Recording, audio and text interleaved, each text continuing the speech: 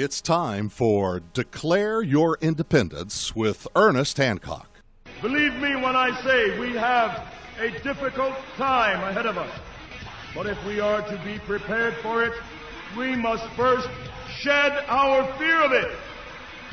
I stand here without fear because I remember that I am here not because of the path that lies before me, but because of the path that lies behind me. I remember that for 100 years we have fought these machines. And after a century of war, I remember that which matters most.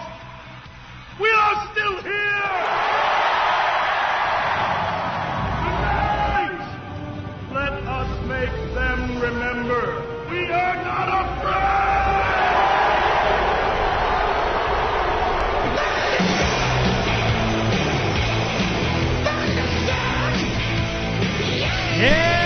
Yeah, no fear here on Declare Your Independence. Me, Ernest Hancock, Trump Report with Dr. Phranq Tamburri. This is going to be, we'll try and shorten it up. We'll keep it under 5 hours. You know, this is, try and get, I got a bunch of stuff to do. We got grandkids coming this weekend. I got to, like clean up. Gets this stuff ready for them to, play and so on. So we're going to have a good time. The fact that they're coming out at 110-degree weather is like, really? Okay. You get a dose, man. See what's up. Well, we've been really busy on the land doing a lot of stuff. And this promised monsoon, I ain't seen it yet. But, I'm afraid. Because we're going to be leaving... we're going to be gone for a couple of weeks. We're going to help oldest daughter move in their new home in Oklahoma. And then we're going to go visit some friends in Washington and come back, and got a neighbor that's going to, or one neighbor, and make sure the chickens don't die. But it's all the news that's going on. What shall we do? It's what we're doing. I don't know what else to do. It's to be self-sufficient, above the grid and doing stuff. We have, the Libertas.Earth project is going pretty well. Haven't been pushing it or doing the main thing about it, but we've been pimping James Corbett. Any talk show host out there, you want to talk to James Corbett, he is going to talk to you about Libertas.Earth. He started doing the rounds on that. Donna's been setting up stuff, and I'm telling you, this is the answer. There's no central plan for freedom, but I tell you one thing, it is you figure out you own yourself. That's going to cure a whole bunch of stuff. Now, this weekend, what I wanted to get into is a lot of stuff. I mean, God. This weekend, the news was so bad that I've done this probably half a dozen times over 20 whatever years, is that, whoa, negative waves, man. Holy crap. I mean, we make an attempt to, educate you and find alternative news on a lot of different subjects. You get a wide perspective, but we're also looking at, good news. Here's some good news. Let's emphasize some good news. Well, there wasn't a lot of good news, except for one thing. Donna found a video that, I don't know where she got it. It sent how the internet does stuff. And it was, I'm sure it was AI generated or whatever, but it came from video clips of people going on about how great America is and so on. You take someone from England and take them to a barbecue place and they go, wow, meat can do this? It just falls off the bone. You're supposed to eat it with your fingers? Oh my goodness, I know what this big bib is for. And, just simple things like free refills. Oh, really? Oh my God, and Waffle House open at 2 a.m. I mean, it's just so many little things that you find, like Phranq keeps going on about. When you travel, you get an appreciation for stuff. But America is just so abundance. Is that on the short list now? I mean, is that going away? Well, there's every sign of it, and those will become stinking rich while we all get robbed. And we'll talk about that a little bit. But this video, I don't know, it was 4 or 5 minutes. It wasn't real long, but it was long enough. And it was to a peppy song, kind of bouncing thing, and all these teams and their fans dancing everywhere, flooding, Dallas, Atlanta, Vancouver, Mexico City, New York, L.A., Atlanta. I mean, it's just everywhere that these different teams, because you start off with 60, 80, 100 teams. I mean, it's a lot. This thing goes on for weeks. Well, they're down to the last, 8, 16, whatever. I don't pay attention that much. But my youngest daughter, she's going, oh, man, you got to see it was 2-0 in the last 15 minutes. And then Messi and Argentina came back 3-2 and win in the last. I go, okay, I can watch 15 minutes. It was pretty good. That's one thing about playoffs. You get the NBA playoffs, you get the Major League World Series, you go to this, playoffs going into American football. They're serious by that time. They're kind of calling it in all year. Some teams, the ones that really kick ass and put a lot of effort, they make it to the playoffs. But you get real high quality competition. I'm in for high quality competition. I don't care what logo you got on your sneakers or what it says in the back of your helmet or how many patches on your uniform or this BS crap and so on. And then, of course, we always got to go through Army Week or whatever month or something, or Pride and Pink, cancer, something, whatever crap that they do through that. I don't care. I'm totally disinterested in that. Play the freaking game. Give me your effort. And it's like with actors. Act. I like Robert De Niro in almost all of his movies, but he just pisses me off being so stupid that I just, never mind, But but you can act like, Alex Baldwin. I always thought he was a good actor, and he did, whatever, but then he opens his mouth outside, away from the camera, and I'm like, never freaking mind. But it is high quality competition. Now, even with countries, you have high quality competition. Competition creates lower prices, more alternatives, greater choices, more options, which is another word for freedom. And I'm going, this is a meritocracy. That's what it demonstrates, a meritocracy. I don't know. You don't have enough, mustache wearing, lesbian, gay, trans basketball team members. What? And God, what is her name? Caitlin Clark? I mean, you can't get a definitive answer. Is she biologically female? You go, well, the conspiracy guy, I just want to know take a DNA sample. I know this like a big cut. Is this like a big secret? She is or she isn't, or he or what? I don't know. But they're targeting her, man. The players, it's like open season on, pounding on her. So there's that kind of crap that goes on that gets away from the meritocracy. So we have a lot of scientific development, and one of them, top story on Freedom's Phoenix right now, is modular reactors. Now, we've been, talking about this for a while. What happened was the Trump, with all this, we can't freaking do anything without power, and we need more power, and can we have some power? Now, this was like in the fall, like October or something, where he said, look, by 4th of July, I want nuclear reactors turned on going critical. Let's do it. Do it. Well, we need a big government contract. Nope. No. You do it. You fund it yourself. Maybe we'll give some seed money, something. They want to cut is what they want. They want to buy some intel or something. And I'm going, okay, let's see what's up. Well, they had several reactors. I got to do a deep dive on it, because we've been following it a little bit, but I need to know, are they actually making power or are they making heat? Because to make electricity, really all you're doing is making steam. Turning the turbine, turn generator, make electrons. Boom, that's it. How do you do the heat? Coal, oil, natural gas, mirrors, whatever it is to turn energy into heat to make electricity. That's it. Well, nuclear does that really well and really safe. And they get safer and safer as they do. There's all kinds of technical stuff. It can never melt down. It's because they got and do molten salt reactors, thorium reactors, graphite containment thing reactors. You get, and you can put it in your backyard. Mr. Fusion, fusion's coming online too. In fact, Washington State just licensed the building of a fusion reactor in their state just a month ago or so.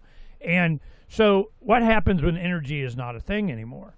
Well, the oil companies don't make any money anymore. We can't have that. And then, then it gets all just the bank. So who runs everything? We got to have war over energy. So there's a military-industrial complex. You got to have surveillance of anybody that bitches about it. You got to have descent control. So there's your technical industrial complex. You got the medical industrial complex. You got the, everybody's got a complex. I mean, they got a complex.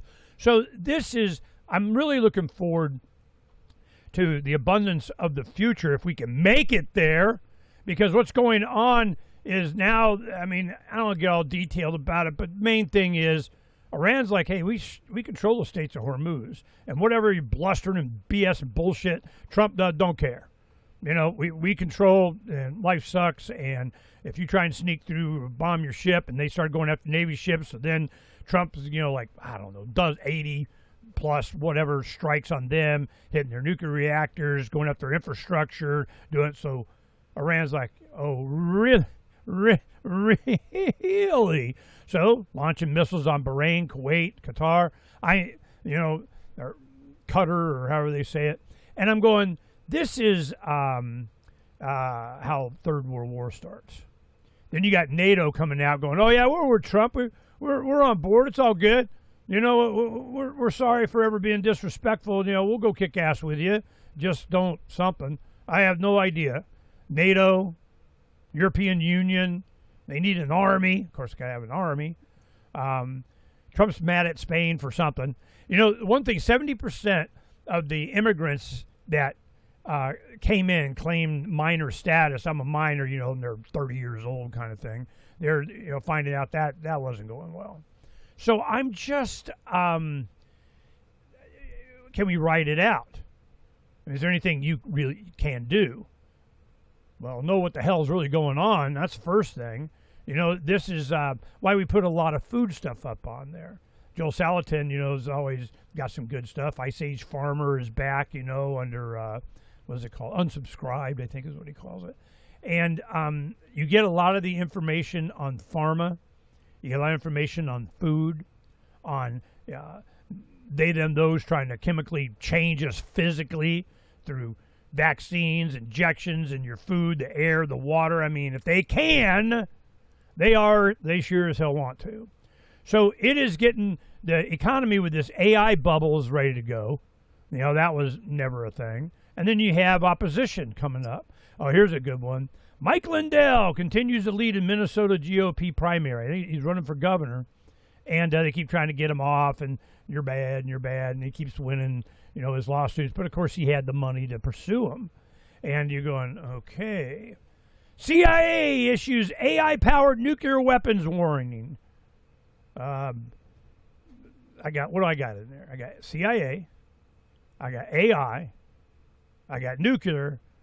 I got weapons, and I got warning. I mean, made you look at what? Don't care. It's just so much stuff that I'm just, one of the things I'm interested in, the FAA is starting to lift the 50-year ban on supersonic flight over land, because they're developing planes, I think it's NASA was doing this, that can go supersonic without creating a big boom like it was all of a sudden your windows break and so on. But it's really getting to where it's information overload. What is it that we should be focused on? What should we be paying attention to? What is it that's really important for the future of humanity? And the boomers' retirement money, which is, and it's gone. Now, one of the main things here is Hong Kong just launched a gold system that could reprice gold. Bottom line, what they're doing is they stop paper trading. All this futures and 15 contracts on a single ounce of gold kind of crap. Well, silver, it's a 300 and something contracts on ounce. This is legal? I mean, okay, whatever. And then you find all the, Black Lives Matter and cancel culture and DEI and ESG and all this other stuff. Southern Poverty Law Center pleads not guilty to federal fraud charges. Which is what? I don't know. Recently, what they found that they were paying the Ku Klux Klan to go, you need bus tickets? Sure. What else do you need? Hotel room? Okay, fine. We need to have some opposition out there we can be against. It's like the National Rifle Association allowing gun control measures to go through so they can be against it and raise money. I've been through this over and over and over. What are we to do about it? U.S. launches strikes on Iran, so Iran, again, closes the strait. Where's that going to escalate? Spain, 70% of tested unaccompanied minors, immigrants, are actually adults. Well, Spain's going down the tubes. Trump's all pissed off at him for some reason. He's got a spat going on with Italy. Distraction, made you look, bait and switch, change the lead. And then they're talking about, the war with China. Well, China's starting to expand into the Pacific. They're slow, methodical, and a big giant robot army. With not just human robots, but I mean robots. So it goes on and on and on and on. So this is why this weekend I was like, no. Let me put it at this juncture.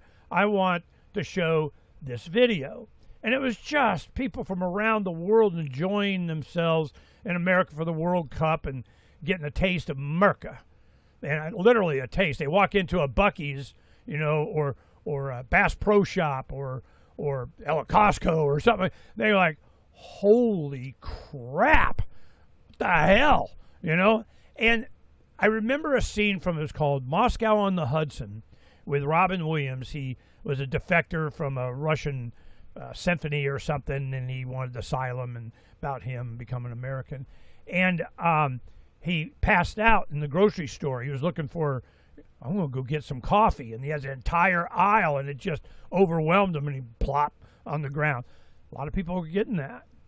Now, there's a lot of, you can get a lot of negative in there too, and I'm sure somebody's something, but generally, no. Merca. And my grandson, he's be 16 in August. And I had this Jeep Liberty that just needed a little top-end valve work or so. I said, you come over and help me do that, you can have the Jeep. Well, my son, his dad is, you don't need no stinking Jeep. They got a new home in a 4-bay, too wide, but it's really deep garage so they can work on a car. And he bought him a 2005 Mustang. And they're redoing the heads and this and that, and I'm getting all rah, rah, rah, rah, rah, rah. So it's a 2005 kind of olive green Mustang, and you look it up, and it's always got American flag behind America. I go, oh, you got American. Woo! And his birthday's in August, and school's starting back up. He's going to be a sophomore, and he's 16, and he's going to have a Mustang car. Can you imagine? Well, he's coming out this Saturday with his friends. He's not going to be driving the car, but I'm just so happy for such a good kid to have such a good opportunity. But I'll end on this and go Phranq. I graduated high school in 79. I remember, I think it was my junior or senior year, and they had like half days or something like that. We were going to take off, go to the lake or something. And the last period, a couple of my friends were in. Teacher didn't mind. I just sat in the class, waiting for them to be done. And we were going to hit the parking lot before everybody else crowded it out. Going to the lake. And I remember, and I had, my senior year, I got a 65 Chevelle Super Sport. And I had other cars, during that time. But that was a gas guzzler. Well, at the time, I remember gasoline was like 70 cents a gallon. My dad used to have a service station when I was young in Florida, like 10 years old, and it was, I remember 24 cents. Unleaded was cheaper. And 24 cents. Then, I get into high school, and it's 70 cents. And the teacher goes, it's going to double. it's going to go to $1.50 a gallon, and I'm sitting there going, oh hell no, I can't afford to drive my car. Then no, it's bad enough now. The speedometer goes up, and the gas gauge went down as fast as the speedometer went up. I mean, I was like, holy crap. So this is what I'm afraid this generation's looking at. Well, I remember when gasoline was only $4 a gallon. Now it's 10. Well, will that happen? I don't know. I think electrification is going to be a thing, but it's going to be more decentralized. Are you going to have Mr. Fusion in your backyard? You have a whole bunch of, I got Mr. Fusion. It's called solar panels. But we'll see. They're getting cheaper. We had a good friend that bought land, a mine, it was an old mine in Bisbee. And he's a crypto guy, and he and his girlfriend, they got all cryptoed up. So they got some money, and they called and just said, look, we're getting bids on all this solar thing. What we need, like 75 kilowatt storage. She wanted to be off. I never have to touch, the grid again. And 75 kilowatts of storage, which is a lot. And they got like 3,000 square foot home, a bunch of mini splits and so on.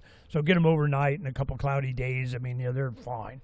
But, diesel backup, 12 kilowatt backup diesel generators, so they'll be fine. But they get like 15,000 watt solar generation, a couple of big inverters, and this, is this a good deal?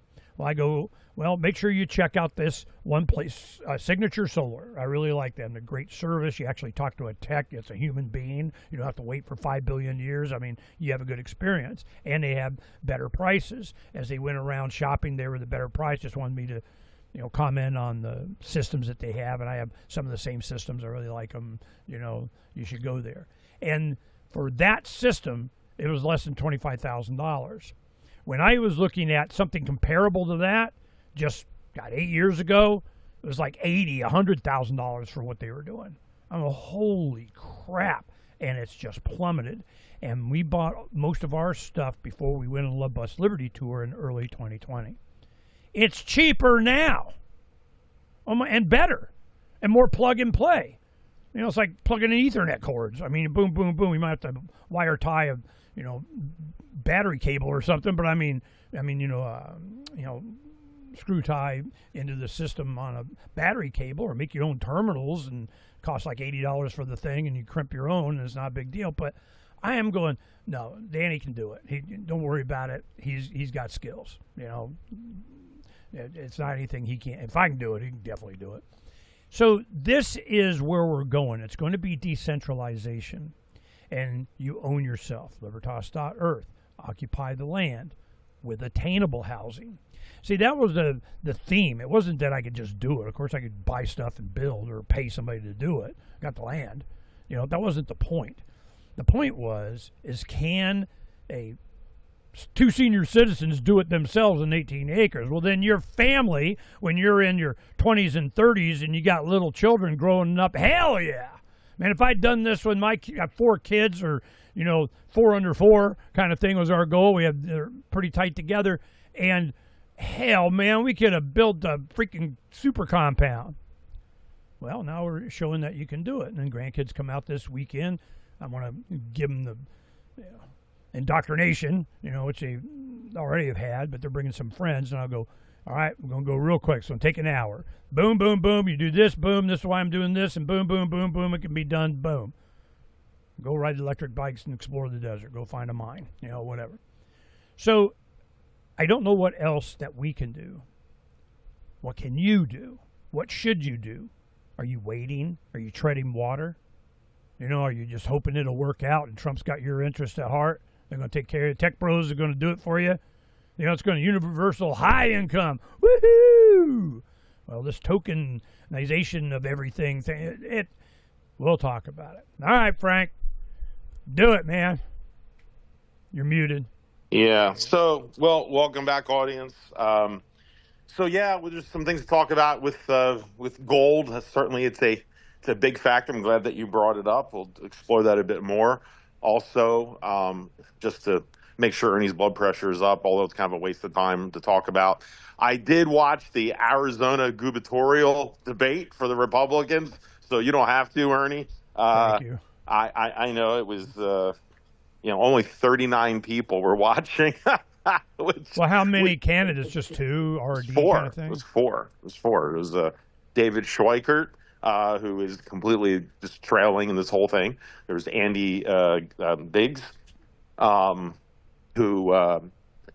is kind of like the Trump endorsed, and he's kind of the shoe-in. Although at this point, David Schweikert and Andy Biggs, both of them. We had a party at Andy Biggs' home one time when Senator Karen Johnson retired. So these guys, he got a bunch of money. He's Mormon, big family, big complex, and he won the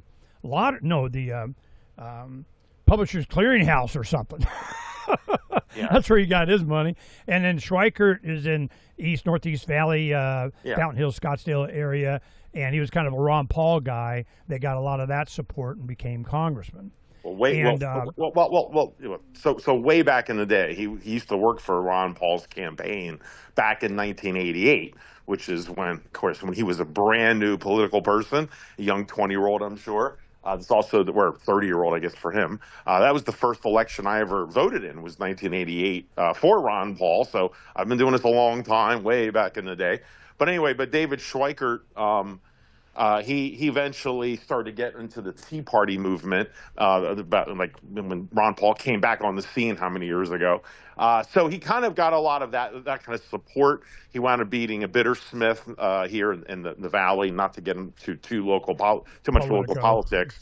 But yeah, he wound up getting into that. And the thing is, his whole deal was, Ron Paul credentials, Tea Party, and then he'd sit there with his great monologues on the House floor, with his charts. He was almost like he was reminding me of Ross Perot. He'd have all these charts and saying, it would really be helpful if some of these Congress people here would learn how to use the calculator, and let's just do the math, okay? And he's a great orator. He's a real folksy, tries to bring the economics folksy, and people believe him. I mean, if anyone understands the math, it's him. I mean, he doesn't just pretend. He's also a big numbers guy. He understands finance and real estate in his own personal life, made a lot of money doing it. So he really gets it, right? And yet when push comes to shove, he turns into a standard neocon, what have you. And he'll talk about how all the debt, like, we got to solve the debt. Here's the entitlements. And he's great at explaining all the problems. And he gets it. But then he'll turn around and vote for the war in Ukraine. And he'll turn around and just unyielding support for Israel or whatever it is. Yeah, exactly. And he's just, I think this whole political saga that started really with the Trump movement, for most people. I know for us in this audience, sounds like I'm always just trying to grandstand our audience, but we're a unique audience. We've been following this and fighting this a long time, clearly. But the average person really started to get engaged, 2016, something like that. It's kind of like when people now say everything's politics. Well, for our community, it's always politics. We get in trouble. We get in trouble, at Thanksgiving. Don't talk about politics, you crazy libertarians, because everything comes down to that. Just imagine Ernie at a party. He's never talking about sports. It's always within 5 minutes it's going to turn into politics of some kind, understandably, because we live and breathe it, and that's kind of our modus operandi. Somebody asked me a question, and once you answer it, there it goes. Yeah. It's like, is this iced tea or is this soda? And then it turns into the voting process with Ernie. But it's okay. We all love Ernie. But the thing is that most people, that's not what it is. It's not about politics. They don't see it through that prism. However, over the last 10, 15 years, that's what it's been, right? For better or for worse. And in many ways, I guess that's good because it's dragging the rest of the country into our world because we're the ones that have been talking, and I say we, I don't mean just libertarians, but, we've been the ones trying to talk about how broken this system is. Everything from the voting system, the economy, the debt, the endless wars. We can go on and on. We've been the political correctness, how they're trying to change us socially in the schools with our kids. The pushback on homeschooling, just the medical system. I mean, we can go all day. I mean, Freedom's Phoenix has been a ledger of this for quite a while. But for some reason, not to give this all about Donald Trump, because Donald Trump is really just the flashpoint for a lot of this.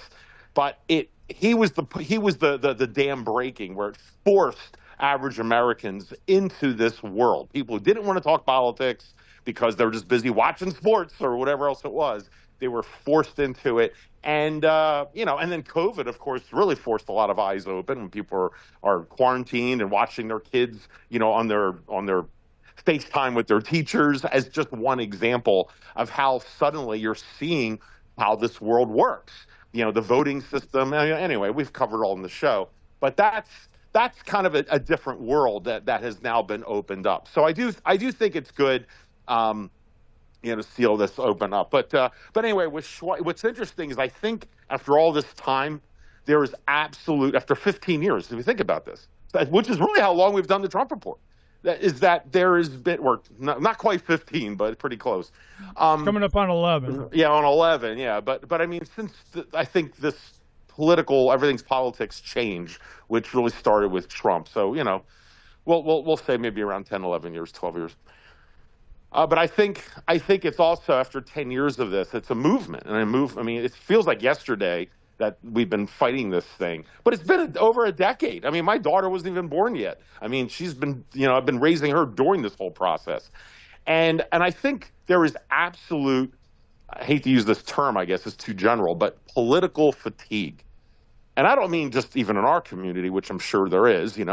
Most of us just hung up the hat after Ron Paul's campaigns, because even Ron Paul said there's no point running anymore because I can't fix anything after all the debt that was, all the printing of the money and Obama and Obamacare. I mean, he like Ron Paul said when he first ran, there's a chance to fix it the first time he ran. By the second time, he said, I'll run if you guys want me to, but there's nothing I could fix at this point, or too far gone. And so that's when Freedom's Phoenix Workshop closed up. It's kind of like representing that our community kind of realized, okay, that ship has sailed. But that was when, right after our people kind of closed up and stopped trying to change the world from outside, we started to become more internal and helping ourselves, because we realized, that ship has passed. That was actually the time when the rest of the country began to wake up to all of this stuff. And a little too late, as the saying goes. But I want to comment on that. Now. That's not really what happened. What happened was you could see the politicos come. In 2008, it was spontaneous order of just the people.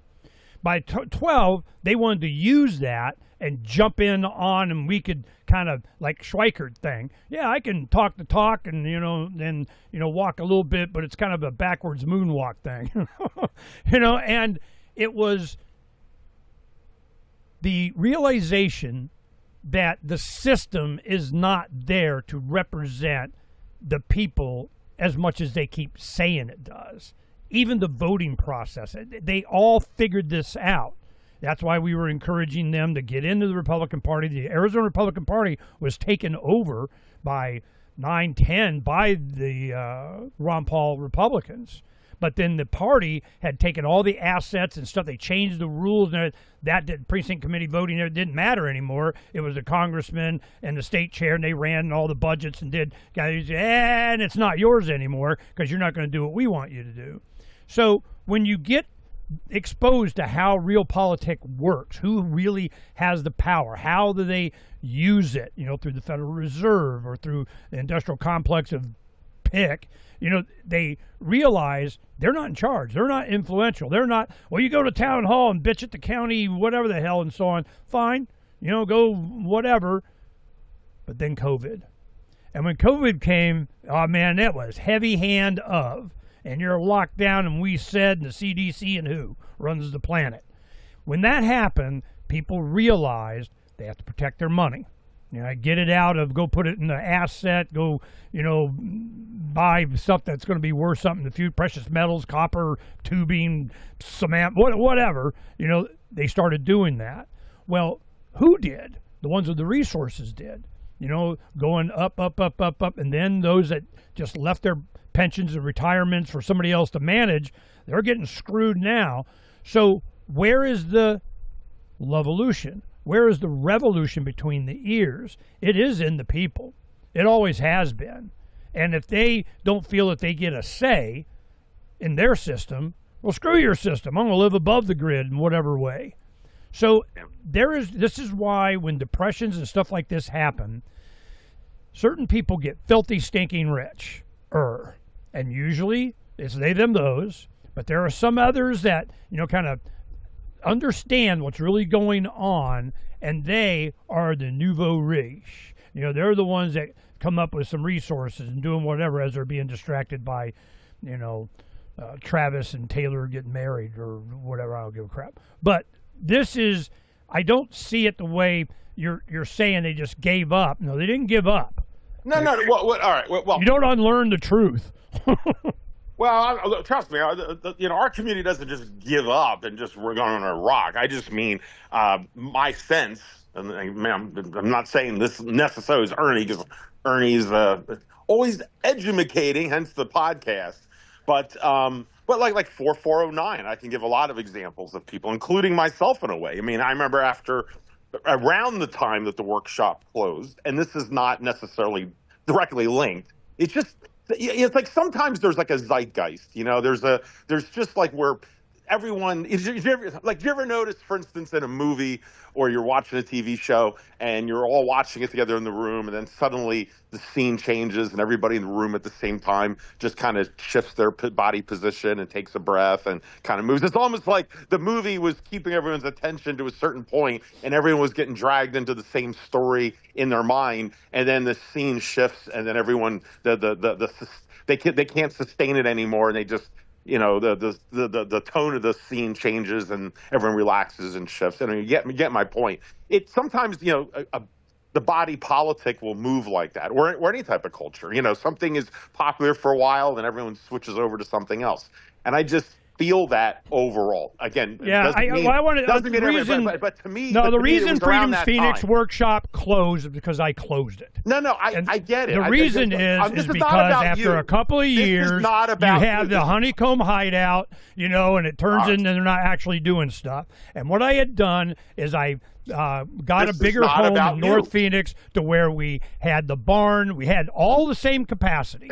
It was just at my home. We had the studio we built there. We did it because the overhead was so much. And for it to make it work, it became clear to me in 2009 after the Levolution, because we opened it, like 2009. And we did it for a couple of years. Now, let me finish. And what happened is that you have to go with the system. You have to do the Facebook thing. You have to, be susceptible to deplatforming. You have to, and I wasn't willing to do it. I could see where we're being guided and manipulated into a certain way of doing things, and I go, this is not spontaneous order. This is managed, centralized freedom. And I'm going, nope, we're not doing that. So I kind of pulled back and we reconstituted, and what we wanted to do, it was a much more leaner, it was more effective, and it wasn't just a hangout where everybody, I go in at night because we had like 30 keys on the thing, and they're all smoking dope sitting on the, the couches and not doing anything. And I'm going, no, this is not a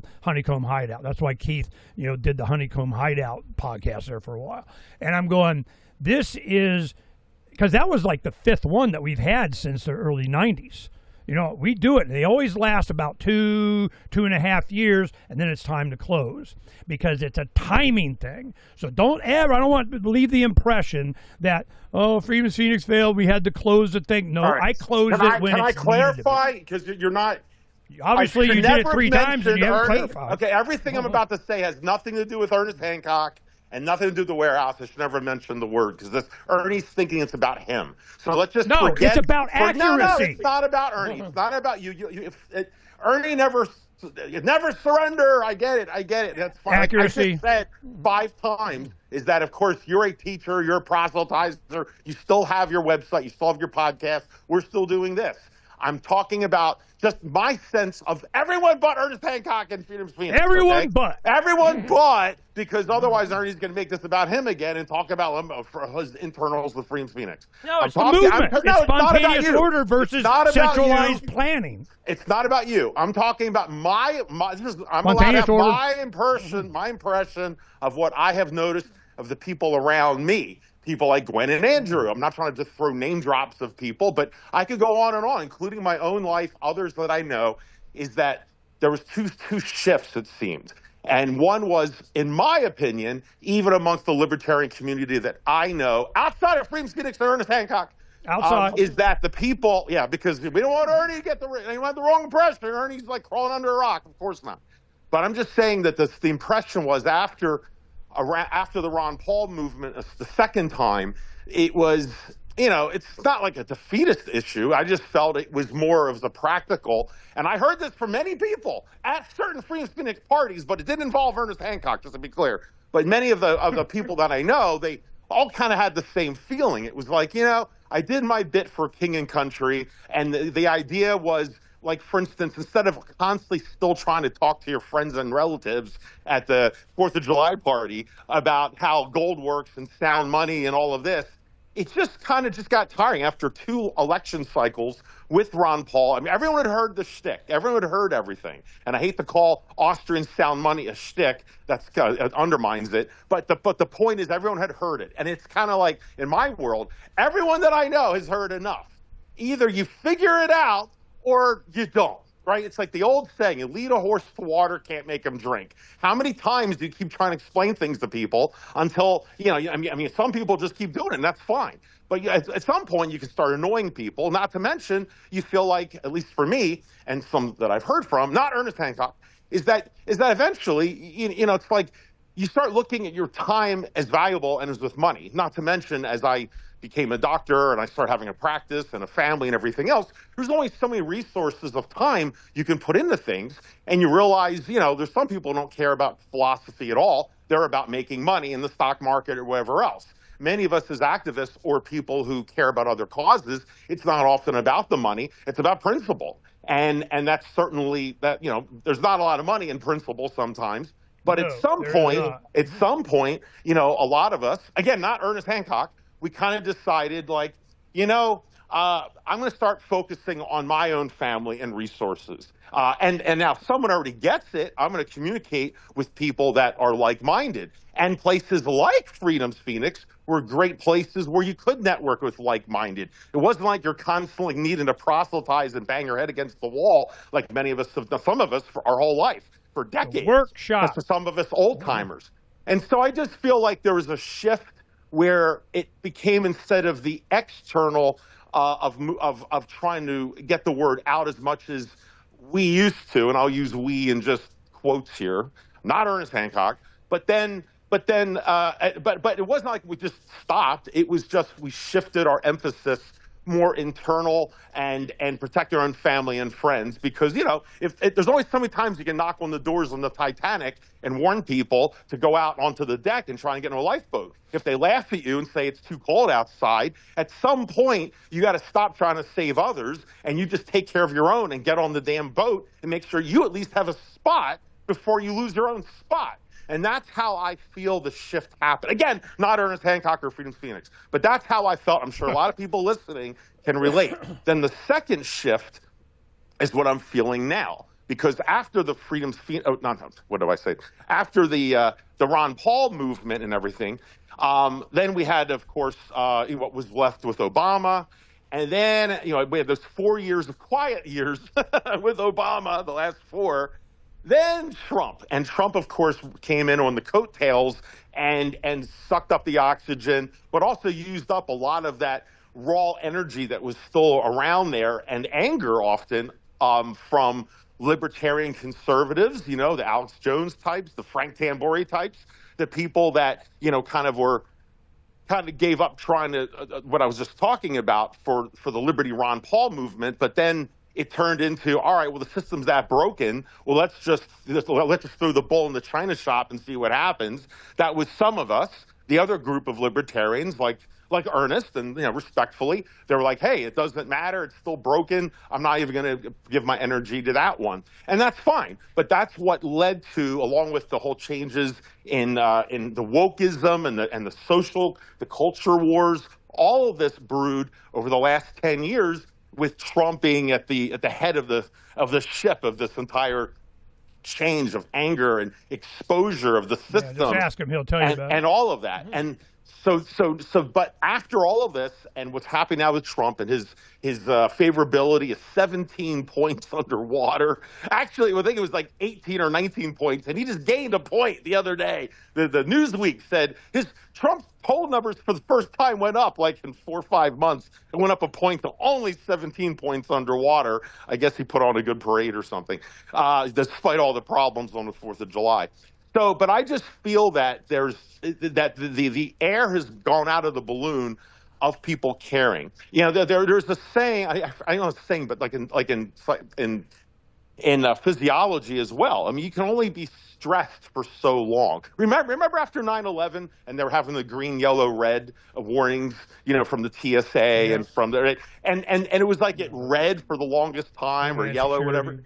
And they said, I forget, it was stuck at yellow or red or whatever. And they were just saying that they have to lower it to yellow or green because you cannot have people on constant alert for that long. Eventually, of course, they get used to it, but your endorphins, the adrenaline, the stress hormone, the cortisol that's involved to keep yourself constantly on game, eventually you just wear out and you just cannot put the energy in. That's why election cycles are cycles. You know, you get everyone riled up every 4 years. That Ernie always likes to bring that part up, understandably. And you get everyone riled up, and then afterwards, everyone goes back to playing golf and hanging out with their kids. And then there's a rest period, just like sustain and release, you know?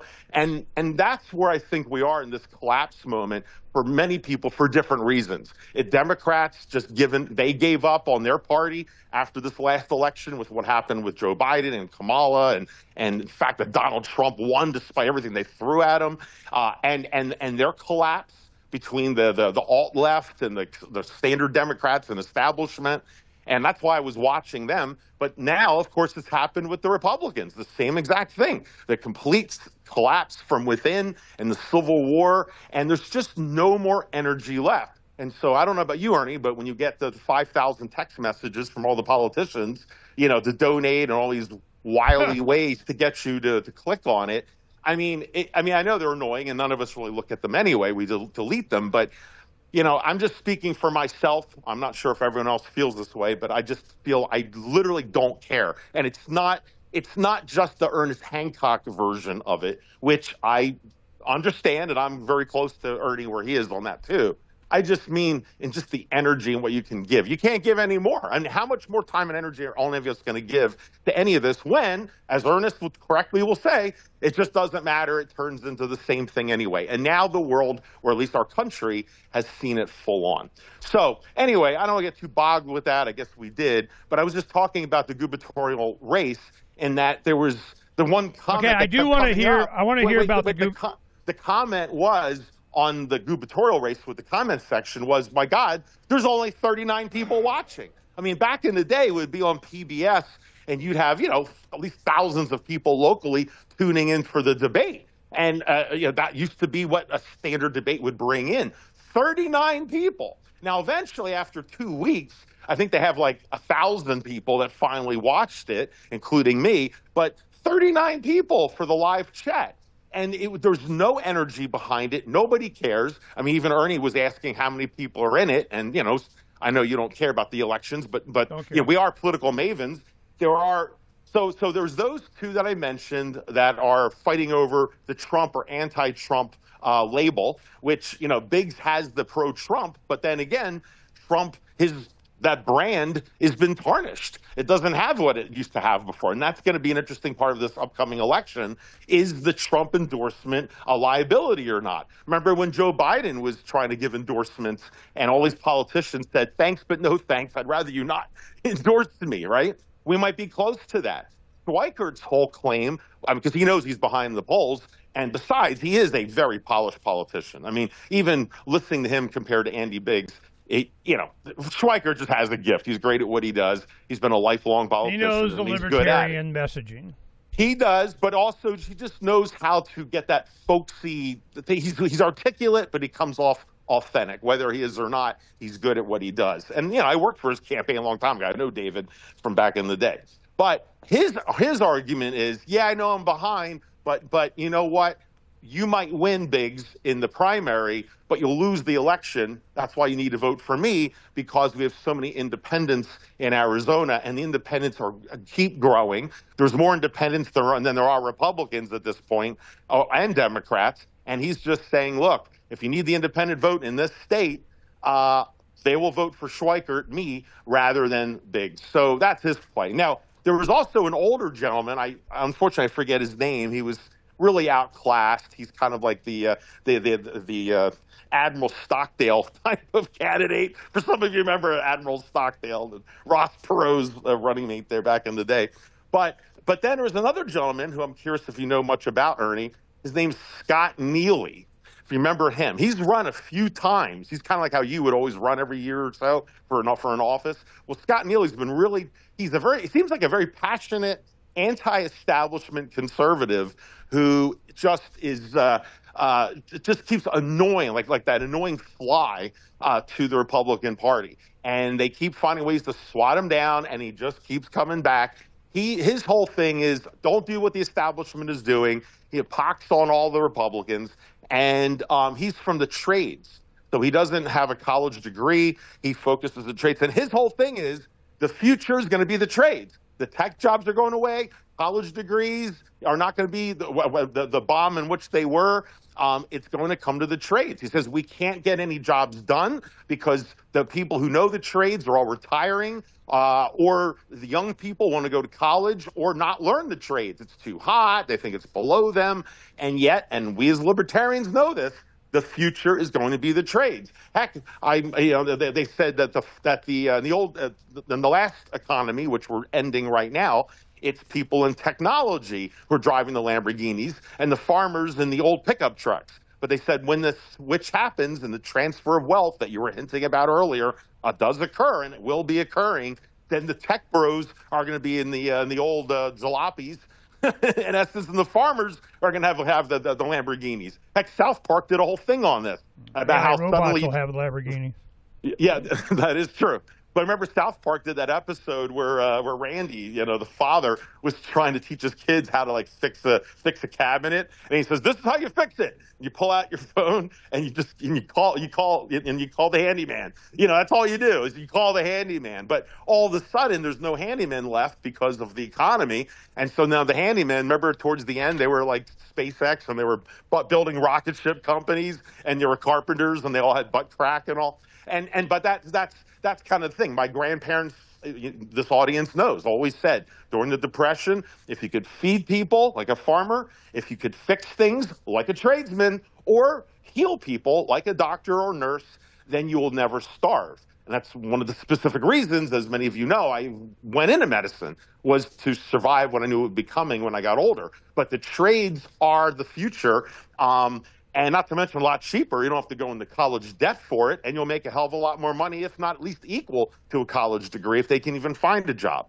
And it's the one thing AI robots, at least for now, are not going to be able to do. So, I mean, he's completely right. So as a tradesperson who owns businesses with this, his whole thing is bring back the trades. Now, granted, you can't be overly simplistic as a politician on just a one-issue run, but that's where he tried to stand out. And certainly he seemed pretty balanced and probably on a lot of issues you'd probably like. Now, is he going to win? Probably not. But in the comments, it was fascinating how many people were anti-establishment Republicans saying, Neely's my guy. He's not going to win, but Neely's my guy. And I kind of hate hearing that. It's like what they said about Ron Paul all the time. But anyway, I just wanted to give a little name recognition to someone who is constantly trying to be a thorn in the side of the establishment for the Republicans, for those of us that still even care, because then it gets into the whole voting thing and it doesn't really matter, and I get it. But I am going to, and I just did, at least give some recognition to someone who's still trying to do, I think, something right. You want to support that, which you want to see more of. What about your Hugh campaign? Signs everywhere, had you all worked up and built more there. Oh, yeah. Well, it's funny. He's got a new sign now. This is very fascinating. It always said, vote Hugh, right? And then it's the exact same sign, but just in the last week, they replaced it with and they put the same sign, but under Hugh, in small letters, it has his last name that they never included before. And his last name is Little, with a Y, Lytle, I think it is. So just interesting that they decided to put his last name in there rather than just Hugh. Yeah, so they can find him in the search. Yeah. So anyway, I'll probably vote for him just for the hell of it. We'll have our debate about voting or not then. So anyway, so that's the Arizona deal for those of you that care. But but it's so crestfallen on this entire thing. My overall point though is that there's no energy, in my opinion, from videos that they're getting half or less of what they used to. All different channels, the voting, the people watching the debates.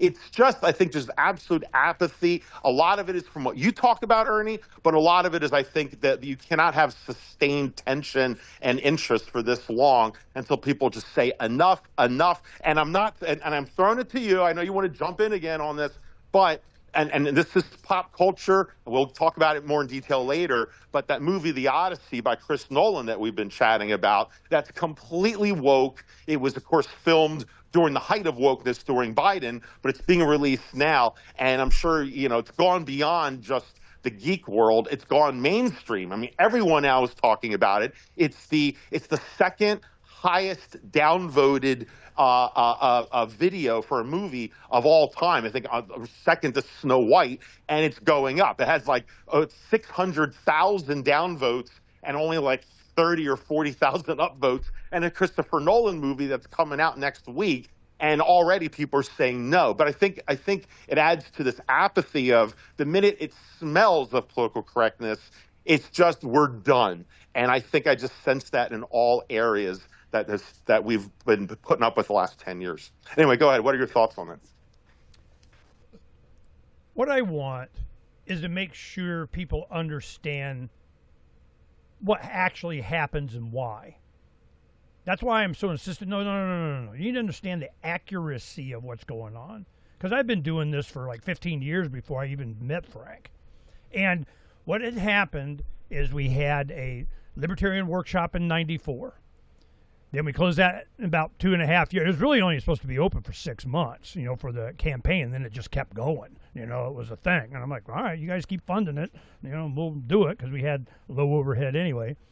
Then you get into the Lovolution. We did that. Then we had another one that we opened it up again for like, a couple of months to do some stuff. And then we did the video and audio workshop, the workshop. And I made it clear because I'd seen this happen before. This is a workshop. You are here, you are working or helping somebody work. Otherwise, you're in the way. You're a distraction. You're just hanging out on the couch. I mean, no, it was a nice place, but I just could see they have their time. What I got approached by people all over the country, people with resources, people had an empty warehouse or storefront or whatever, and I got contacted. Hey, I want to do what you're doing. You're franchising it? Is this going to be like a thing like Tim Pool's idea of he's going to have all these, video game places, stuff everywhere and doing? I'm going, whoa, man, these guys don't get it. It's timing. When we had a campaign was over in like, say, '94, it's over. We take the holidays, you had the election, you go Halloween. I mean, it's right after Halloween's the election. You got Thanksgiving, you got Christmas, New Year's, and then the second Monday of January is when the state house started the legislature. The session began. And they had the governor comes in and does, state of the state and all that kind of crap.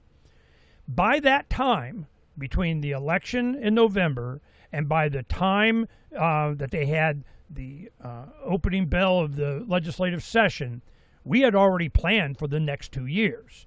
We had initiatives that we would file. We do newspapers. That's when it began. It was timing. Do you need a workshop then? No, not really.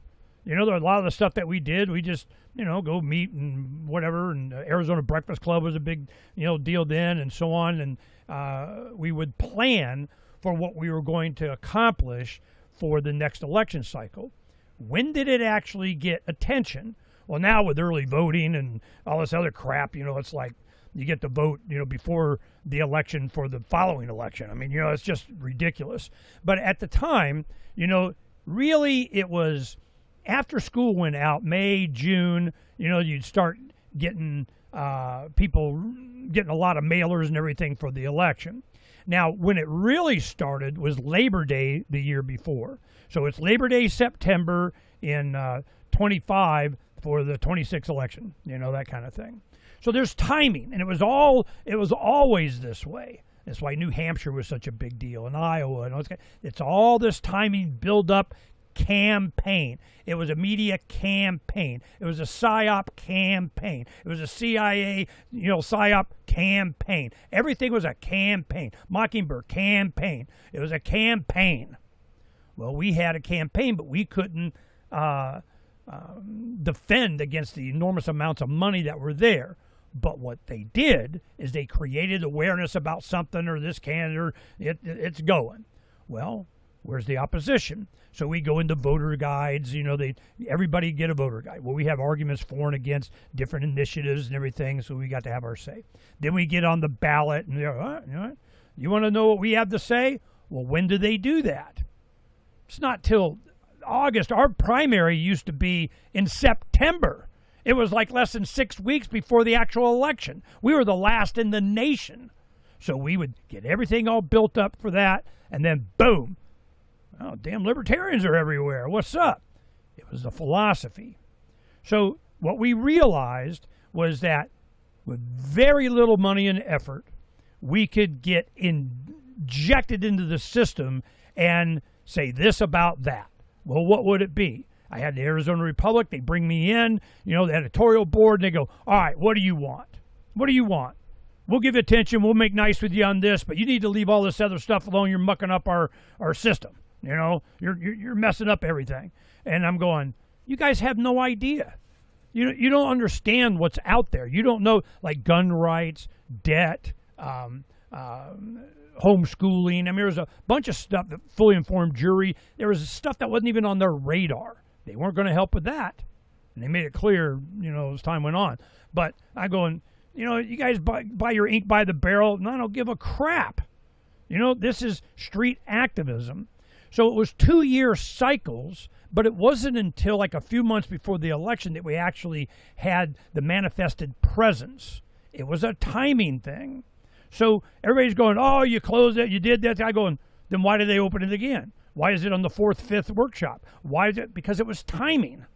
Because we knew this indifference. We knew that people had lives. We knew that people weren't going to pay attention. We knew. It's when they finally go, all right, I'm going to, go on. Even went until 2004, 2002, it kind of started to where people even could be assured that a candidate even had a web page. We had web pages since the mid-'90s. It wasn't until 2002 with Matt Salmon, congressman, was running against Napolitano for governor. And he lost it when he, kind of went soft on gun rights. Long story. So we're going, all right, how do we take advantage of this timing? And timing for what? To have a say. It's time and pressure. Time and pressure. Shawshank Redemption. That's why I keep bringing that up. You're just always there. You're waiting for when it's time. Boom, pressure. Boom, pressure. Because that's what they do. They raise the hammer, and they're going to hit, 50 states got nails sticking up. The one sticking up the most gets hit.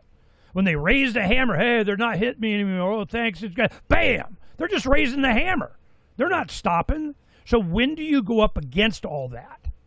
When it is the most effective timing, when people are paying attention, when something happens. So this is why, a lot of people, when they see the success of 08, that was spontaneous order. That was the people. Then they try to collectivize it. Then they try to go, we're gonna pull this all together and do it again. We're going to make some money this time and not have it all spent on stupid blimps and stuff. They were very pissed off about the blimp. That was a bunch of money they could have paid off people or something. We're going, yeah, but that's not what the people wanted. We want to do this. Yeah, but you're doing it wrong. So what? It's not your money. Kiss my ass. So this is why in 12, you didn't see any of this kind of spontaneous, crazy stuff going on because it was managed. They wanted to bring it in. So then here comes, they do the Tea Party hijacking. They do, all kinds of crap.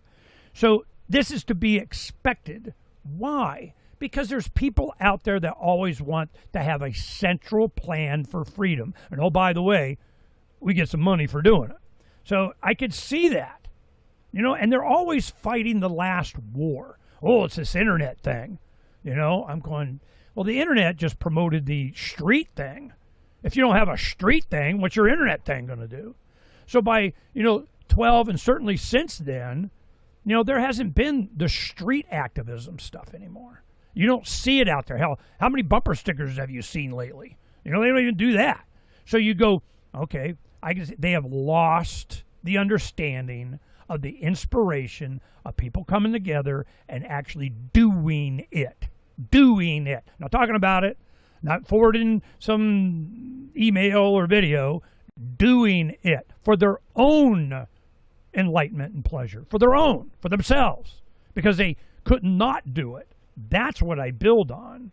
So then when you have, things like, get people motivated, it's some issue, it's whatever. One thing that really got me was my grandmother in the 90s. They were threatening Social Security, we're going to take everything, kind of, scare the old people.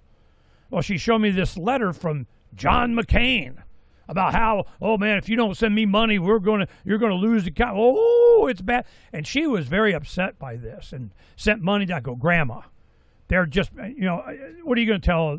She died at 94. I mean, what are you going to say? I got it, Grandma. Before she passed, I just started doing my radio show, out of Scottsdale, at the time, and she was like, well, you're not really a Republican. What's this freedom thing? You're what? So I explained it to her, and I was pissed that they took advantage of this old woman that was savvy, smart woman, but they scared her. And they were scaring her into saying, I go, no fear, no freaking fear. That's not how we work. So when you get to things like, libertas.earth, the philosophy of liberty is self-ownership, that is a long burn campaign, not going away. We're just put up shirts now and so on, and Corbett's been doing shows promoting it and so on, on other talk show hosts and so on. So this is why I take it so personal, because it's an attack on the philosophical understanding of how to have the least amount of resources getting the maximum amount of play. It is amazing how much we got with the Levolution. It is amazing how much we got with SAFE, Second Amendment for Everyone. It's amazing all the campaigns of libertarians in the 90s and early 2000s. It's amazing what we do, when we started the show and Freedom's Phoenix. But what are you up against? You're up against a headwind of no, you're not. So how do you combat it?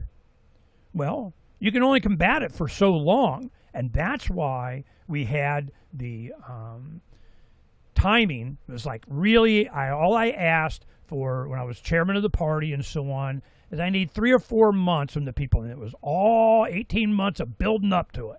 All right, we did this. We're getting ready for that. This is going to happen. When it's time, we need you to get X amount of signatures. We need to. And it was all a campaign to get up so we get on the soapbox and get to have our say. That was it. So I don't want the audience to think that there is any kind of, up and down like a stock ticker or something. That's not the point. We don't look at the little bumps. It's the trend line. We're looking at the trend line. Now, you can always find your confirmation bias. You're looking for, whatever, your tribe. But it was real street politic. This is what we were looking at, the street politic. And that was what has manifested around what we do. It's why Occupy the Land. It's why Libertas.earth. It's why. There will come a time to where, do we need a workshop? Do we need to resurrect the Breakfast Club? Everybody's on my butt for that. It's not time. Why? Because it's MAGA. We're going to have to go through this freaking crap.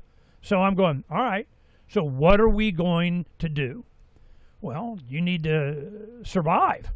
You need to sustain yourself. You need to get out of, statements on a piece of paper in retirement that says how much you did and it's gone. You need assets so that you can take advantage of the abundance that's coming. So you're not on the lower part of the K-shaped economy. So that you can, put food on your family. I mean, this is why it's important to be principled.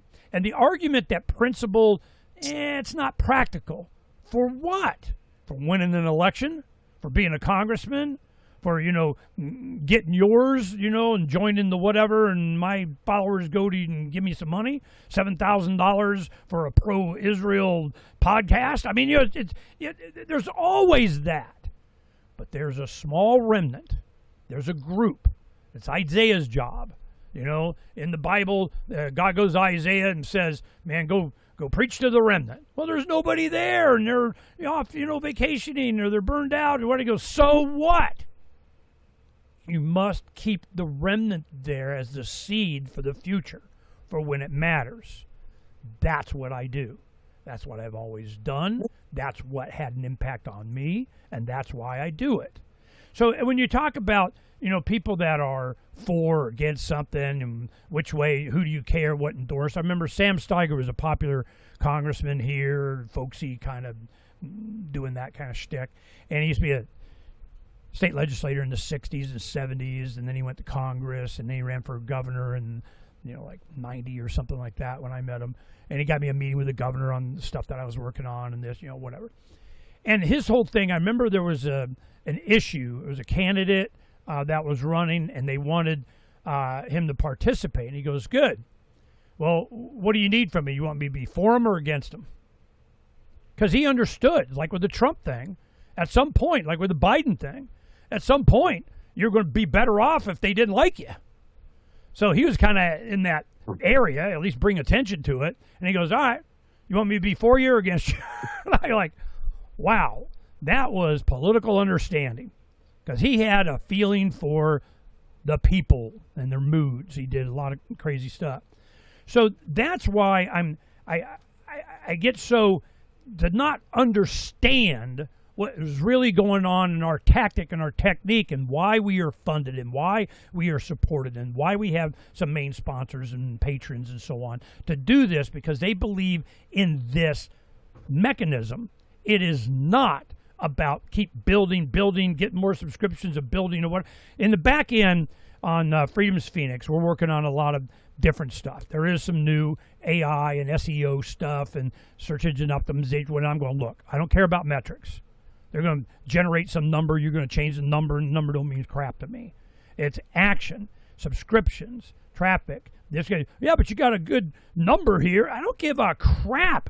I know better. That's how they manipulate you. That's how they control you. That's if you put up the next, Britney Spears freaking, boyfriend or something, you get big hits. Oh, you need to do that more. No, I don't care. I don't even look. So we're at that point, and I agree with Phranq, that people are jaded, but they're going to get slapped into freaking something. What are they going to do? Third world nuclear war, comply no more. That's why we do that. I'm telling you, this is going to be mushroom cloud stuff. And when that happens, you got to make a decision. This government thing working, or it's not. Are you going to just, all right, I'm going to take care of myself. You're going to occupy the land. You're going to cut, give up that new Lexus and, drive a Camry. That's 2 years old. I mean, you're going to have to make hard decisions. Are you sending your kids to college because it makes you look good at the country club? Or are you going to give them the preparation and 16, quarters of actually learning something, become a man? Are you going to go out to Papa's and learn how to plasma cut and weld? Are you gonna? It's going to change, and it's changing right now. Exactly what you were saying. They're pulling away from the central plan. I have Team Jersey, Republican, Democrat, whatever the hell. And then you have Tucker Carlson, Massey, Green. We're going to have a, whatever party. I don't know what the hell they're going to call it. Tucker was on with a guest here in the last week or so, and he goes, well, what if we have as one of our things is that you just stop paying the banks? Just don't pay the credit cards anymore. We're done. Do it for a day. Do it for a week. Do it for a month. What will happen to the banks? What are we going to have? You know, this is kind of an organized activity like that, you know, might be interesting, you know, whatever. But that's not the point. It's not a central plan coordinated. It's individual decisions. It's a principle. Do you own yourself? This is what's coming. And will we have another workshop? Well, we'll have a workshop here in, you know, November. We're going to have a big, you know, whatever. But, you know, I am just so not concerned about what MSNBC, CNN, Fox News says, what we're supposed to care about and what's important, and oh my God, the doom scrolling of the day bullshit.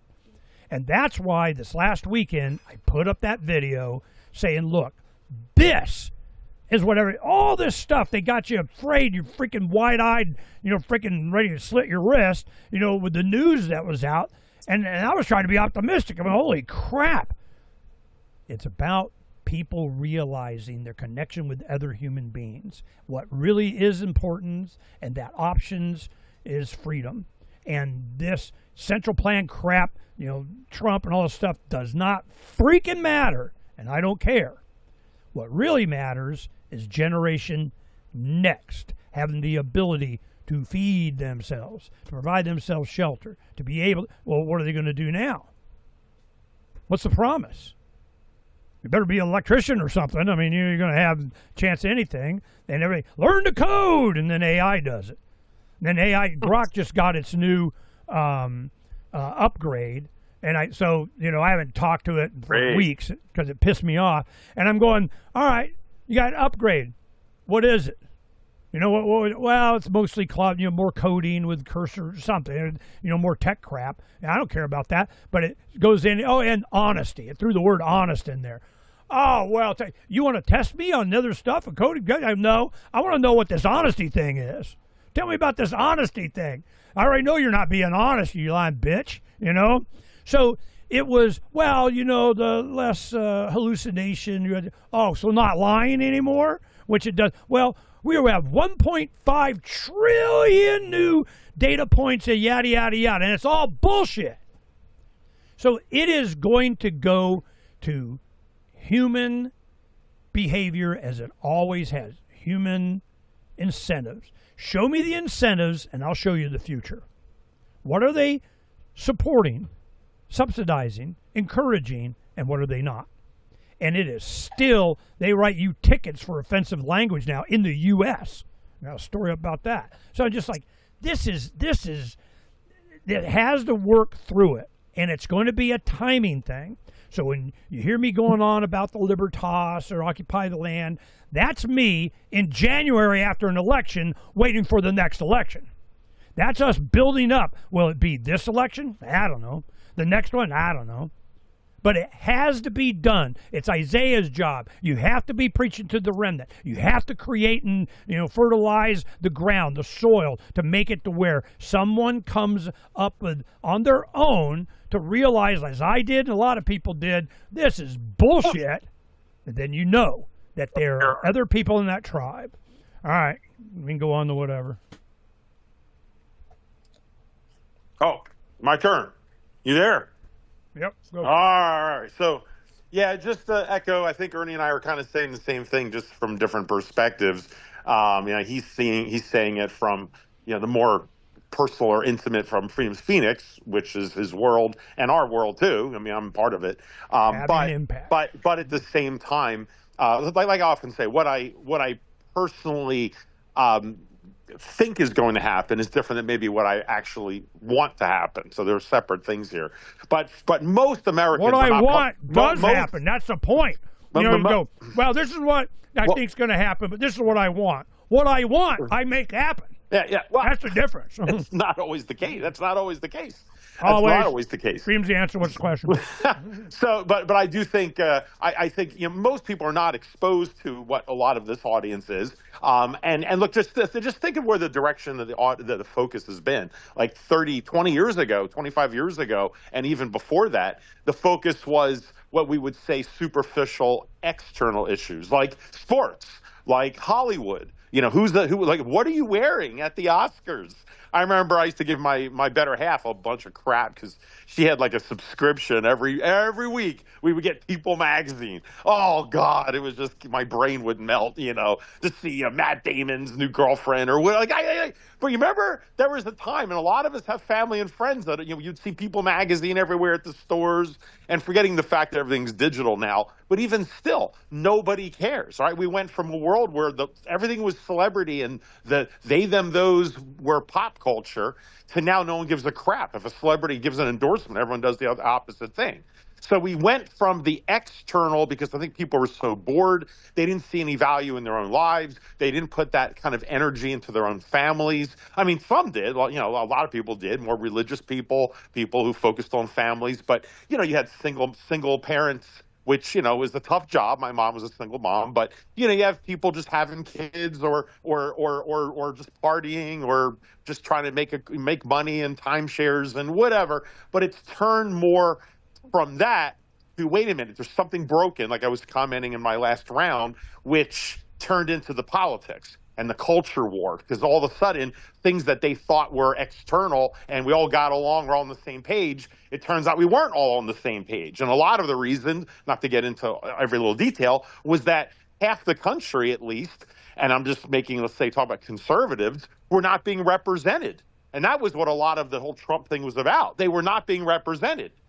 I mean, the mainstream media thought they were mainstream. Well, mainstream means, that at least you're like 60, 70%, I would say. I mean, what is mainstream? I would think they thought they were 80 to 90% of the population. They honestly thought the only person watching Fox News was like your one crazy uncle that was from Vietnam wearing the Semper Fi hat on their head. I mean, that's all they thought. They really, really thought that whole conservative versus liberal battle was done and buried. And they thought that because the media had created that echo chamber by kicking out all these other people. I mean, the fact that Fox News even was created was in response to the fact that all the conservatives were kicked off of conventional media. And a lot of that stemmed from Nixon, from the Watergate scandal, not to keep going all the way back in history. But there was, that's probably a watershed event where the Democrats were so angry after what happened with Vietnam and Nixon that you started to get this purge even further of anyone conservative out of the media. Like they weren't part of it. Yeah. So that went on for a while. And then after about 10, 20 years, that's when the conservatives realized they had no voice. And so that's where Rush Limbaugh, of all people, I am equal time. Rush Limbaugh understood that, and his station took off. All the different stations once they deregulated that, and of course the liberals were sitting around, or mainstream TV, questioning the phenomena of Rush Limbaugh. I remember watching a 60 Minutes episode, back in the early 90s. This phenomenon, this Rush person, what is his appeal? And the curiosity of these human beings who listen to him driving their trucks, and they refer to themselves as ditto heads. Let's do an existential dive analysis on 60 Minutes coming up next. You know what I mean? They looked at us like animals in the zoo. And I don't say us include you like a ditto head, but you know what I'm getting at. Just people who are not part of the mainstream media. What, but in their mind, they don't? We're all just animals, livestock. Yeah, well, exactly. Well, touche. But that's how they were seeing it. And then it's reinforced with the movies and the movies that were all about liberal causes, like Aaron Brockovich, talking about how, it's like the environmentalist versus the evil capitalist, corporation. Almost every Disney movie, every child's movie was always about a bunch of children, ragtag, trying to save their park, their neighborhood park from demolition for a condominium developer wearing a red tie who clearly looked like a Republican. I mean, it was just cliche after cliche. And then they would still think they're mainstream, while CNN or MSNBC. I mean, I would always challenge my liberal friends. If you're mainstream, how are you mainstream if every one of your hosts is Democrat liberal? And then when you have a panel discussion, the host it's like politically incorrect with Bill Maher, perfect example. But this would be on CNN, for instance. This is back when people thought CNN was like real news. It's like you have the host is definitely leans liberal and Democrat, and then you'll have 3 Democrat talking heads, and then the one token conservative, like George Will with his little bow tie. Remember those days? And of course, George Will, I mean, that's a whole other story, George Will. But for you old timers, that would be it. You'd have one token conservative. But yet, I would argue, how is that mainstream when 50% of the time the president is Republican? The other 50% is Democrat. You look at the states, half the states are red, half the states are blue. You look at Congress, half of it's red, half of it's blue. Heck, literally, it's like 49, 51%. That's why our country's so divided. So how in the world is our Congress split 50-50? The governors in our states are 50-50. You know, the president flips back and forth 50-50. Yes, we can have the argument that they're the uniparty at the end of the day. I get it, fellow libertarians. I'm just making the point. If everything's 50-50 in all of our politics, and yet the so-called mainstream media is 90% dominant liberal, and yet you claim you're mainstream. So they literally were in a bubble they couldn't even see. And it wasn't until Rush Limbaugh I mean, look, you know, I got my own local guys from Philly, like Irv Homer. I'll mention him later on about the gold issue sometime later. But, you know, Rush, to his credit, was the one that really was the first of breaking around the mainstream media using good old-fashioned AM radio, which is the one thing that came out of the deregulation. Yeah, and look, I had a lot of issues with some of Rush's takes, but you know, I think it came from a good place for the most part. I'm not going to bash on Rush. He slept in the Lincoln bedroom under Daddy Bush and changed overnight. True. Yeah, I don't want to audience. I don't want to unleash the whole Rush Limbaugh debate or discussion. I'm just. At least agree. He wasn't like, I don't think he was a sociopath that hated America, trying to undermine it completely. I got my issues with him, but I think overall he was a force for good for the most part, and allowed and gave a voice and centralized voice for everyone that was just marginalized decade after decade to a breaking point. And which is just a steam valve, and then they do what they're going to do anyway. Well, fine, yeah, but it's. But people have to see. It's kind of like how you know, the minorities want to see themselves in the movies. Like, I got to see myself. Well, sometimes you have to see yourself and hear yourself to realize you're not alone. To hear some truck driver, you know, talking from Kansas, talking about the ways that you hear and see the world, completely different than what you're seeing everywhere around you, from every television you see. At the airport, when they have the televisions completely always locked on CNN. You know, you go to a post office, they'd have CNN playing. You know, the schools are all liberal, exactly, and the movies are all liberal. Like I said, every movie story. It's just you're inundated with it.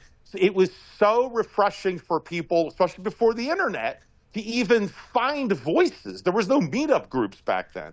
So I'm sorry, I'm kind of getting back in the nostalgia in the old days. But for some of you young people to understand where it's not about just Rush Limbaugh, but how that was one of the first breaks in the wall for an establishment that almost thought that they had the moat and the castle wall finalized.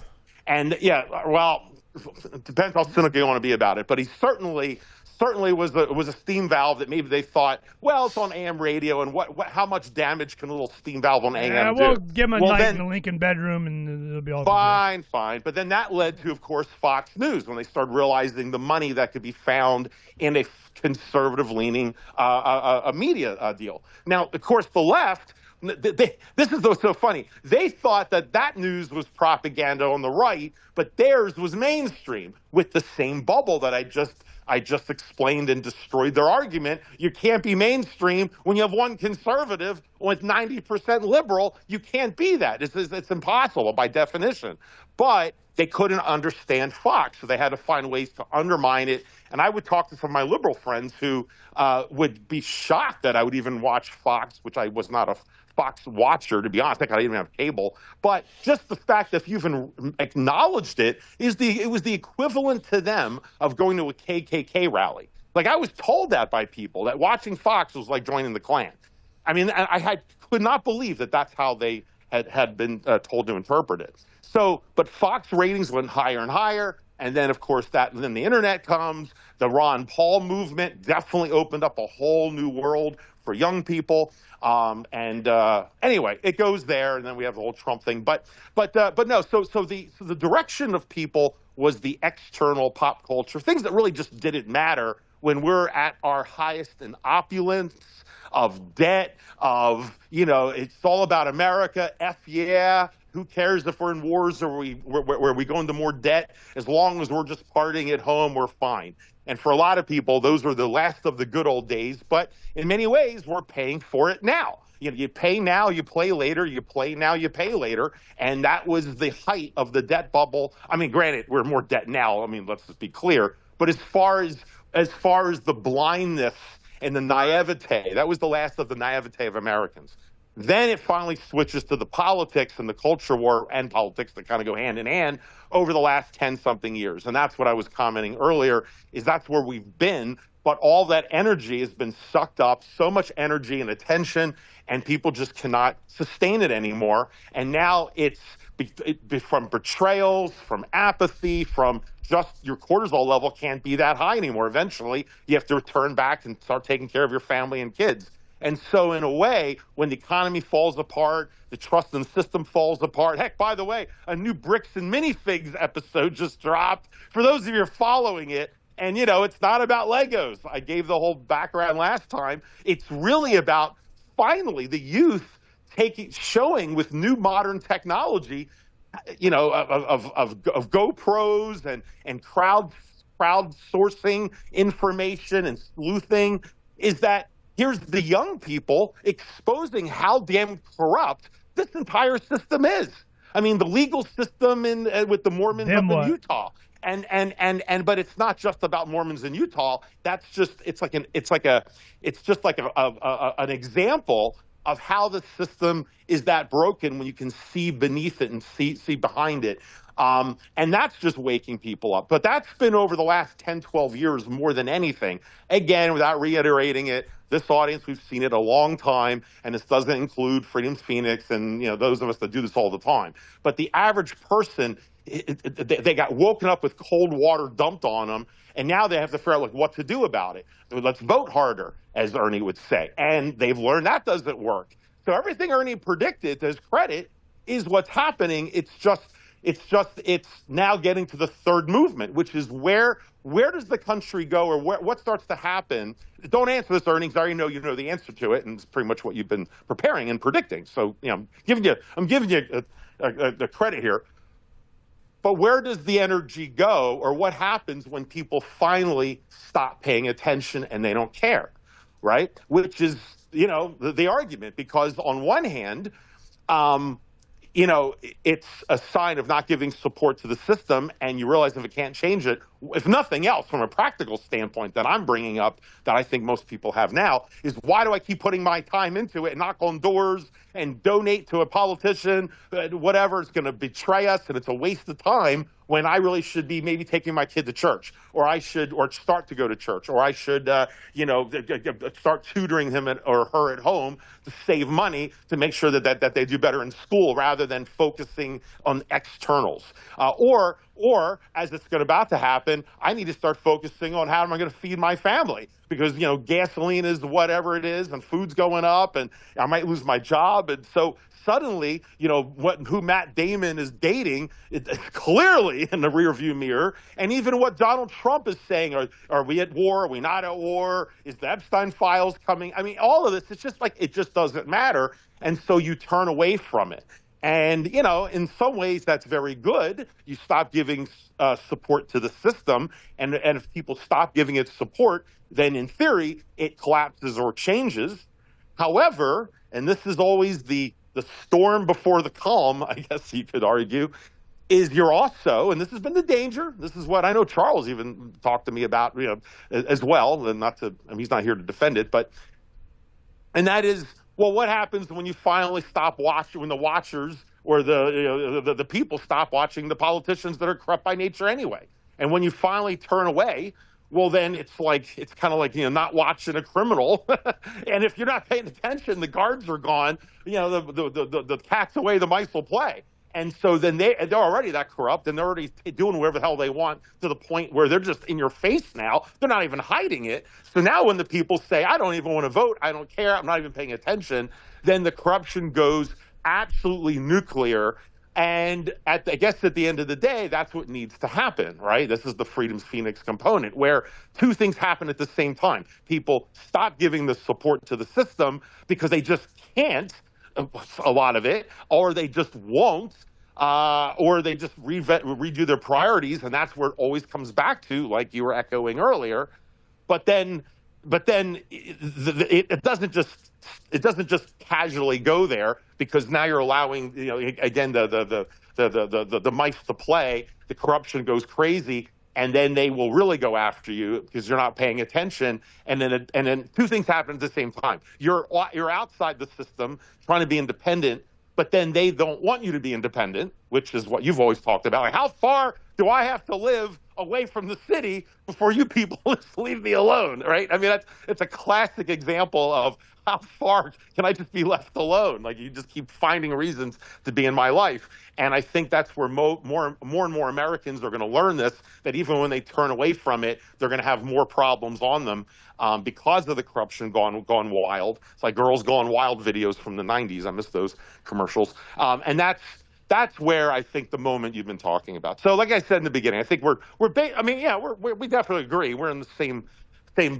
page. We're just seeing it or describing it from different perspectives, I guess. Again, you're seeing it from your activism, from your role in it. I'm talking about everyone but our people and the people at large, just watching the zeitgeist and the pop culture and just the shifts in people that I'm always a little more interested in as well, because that kind of lets me know, when the 51% of the people are doing something, that's the movement. Whether I agree with it or not, as I say, it's what I see is happening. And certainly what you predicted is what I now am seeing happening on more of the growth scale, the mega scale. So anyway, we can move off that topic. We're all on the same page. Well, we'll segue into this other topic. Sure.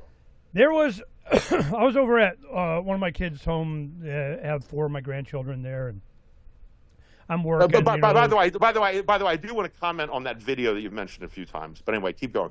Yeah, we'll get to it. Maybe we'll play it, but certainly at the end.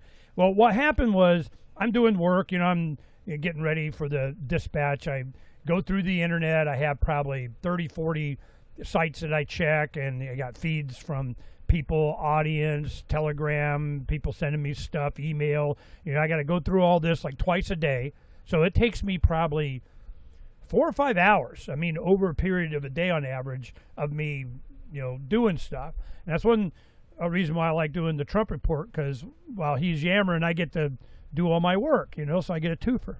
But what happens is I'm doing it, I go to a lot of these different off sites for that one story. But you got to go through the whole thing, to go, all right, Kim Kardashian, Taylor Swift of, the Odyssey movie of what, I don't give a crap, So one of my grandchildren, she's be 17 this August, she walks around and sees me looking at the Daily Mail, which is definitely National Enquirer kind of thing, Which Donna and I, you were mentioning People Magazine. Donna and I, whenever we do a road trip, when we first got married back in the mid-'80s, we'd go on a trip, northern Arizona on the rim, go camping or something like that. One of the first things that we did, this is before, cell phones and, smartphones certainly, and internet and everything, we go buy a copy of the National Enquirer and then read it out loud while the other person would drive just for entertainment. I mean, it was damn. But then you started to see it was like Men in Black. We got to go check the hot sheets, see where the aliens are. But, so it was just, brain rot. Well, when my granddaughter looked I was embarrassed that I even, I had like a Taylor Swift thing on. Oh, Papa's looking at. No, I'm not. I don't freaking care. But this is where you get, a lot of the narrative that they're trying to push. So this one, is NASA reveals it has captured UFO imagery as space agency chief admits there's life everywhere. Trump has a speech prepared for it's the UFO thing. Well, when's he going to give it? Why is he going to give it? Under what circumstances? When the stock market drops, that's when exactly. When it suits their purpose, that's when. So this is why I keep, warning people. I'm going, look, it's going to be a UFO thing. They bring out the aliens, send in the AI bots. I mean, whatever. So there's so much stuff there, but it's not. How much do I care? That's not the point. It is the manipulation. It is the immersion therapy. It is getting at every vector of whatever it is to distract from, to start highlighting of. And I tell you, the big thing that is going to trump all of this PSYOP crap is economics. It's the economy stupid. I mean, that's what's going to happen. It's going to be your pensions, your 401ks, IRAs, your Roths, this, that, and it's gone, or it's certainly diminished. And this is the one thing our friend Tim Pachote, was going on Liberty Advisor. He's going, if this happens and you have to start dipping into your principal, you don't have enough interest that's going to sustain yourself, you don't have enough, it'll just bleed it dry, and then it won't matter if it goes up later because you won't have any principal to go up. So this is a timing thing. So that's why I try and emphasize all this political stuff that we've been doing for decades has been to warn you of what's coming, what's here, and so then what? So you know all this stuff, then what? You're just doom scrolling. Oh, look at this. I shared, I got more tragedy, that I can see and forward in a link than you do. But you think that tragedy porn's bad? Look at this. I mean, it's just, then what? What do you say you do here? One thing of interest, we have a top story. I just thought this was interesting. Top of the page on freedomsphoenix.com right now. Did you know 8 billion people will be at the right place at the right time today? This is yesterday.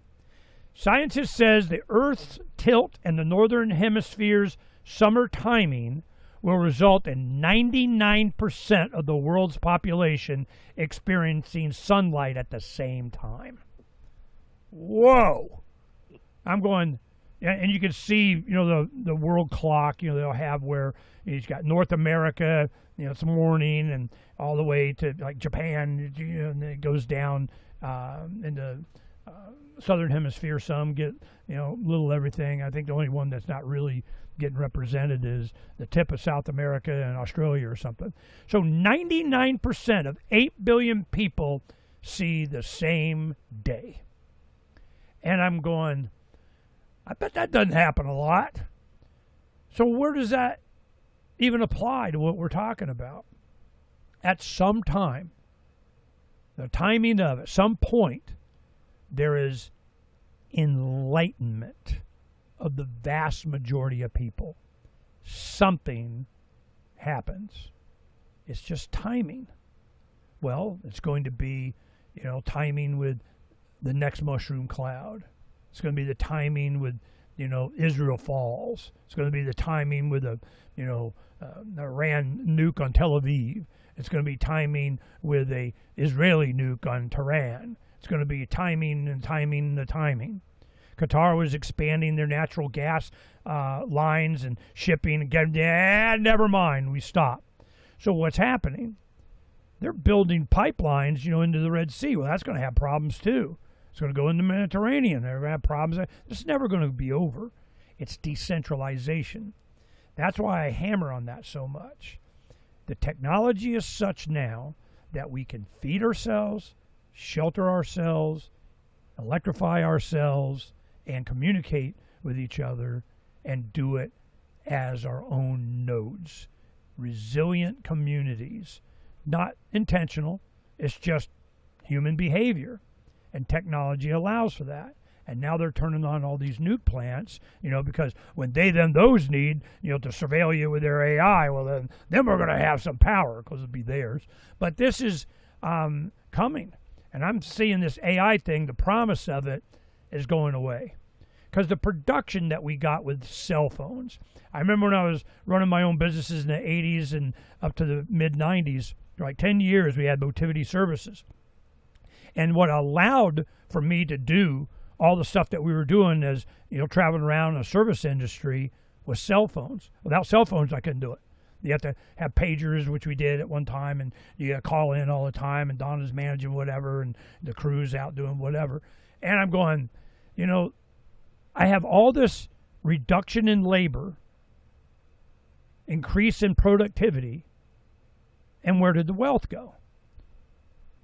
You fill out your first tax form when you start a sole proprietorship bid, and you find out. You go, holy shit, who am I working for? So this is all of these stages of realization on how tech does not free you. It's going to be universal high income. Probably not. It's just going to be another mechanism for you to fill up your time with other stuff, pay more taxes, more economy, get the women in the workforce, the Equal Rights Amendment in the 70s. We need more, mamas out there paying taxes at some point that cracks. And the 99% enlightenment of the people all of a sudden all see daylight at the same time. And they'll go, yeah, I'm thinking this is not working. I think I should start having more babies. I think we should start worrying about home. But what do you do in preparation for that? You have to make sure it's known as an option. It's like preferred. There's benefits to it. And the narrative of them beating you in that you're less of a woman if you are a soccer mom, or something. This whole thing has changed. It's been a decades long, my entire lifetime psyop, and it's coming to an end. So you highlight that, you demonstrate what can happen, the technology available, and the rightness, the correctness, the benefit of this kind of understanding of what is humanity for, to keep on keeping on. And I'll end on this one thing. L. Neil Smith is a science fiction, libertarian, hardcore, no compromise guy that was, had a lot of impact on us here in Arizona. And they were talking about how the United States, the people, humans, are a plague, a virus on the planet.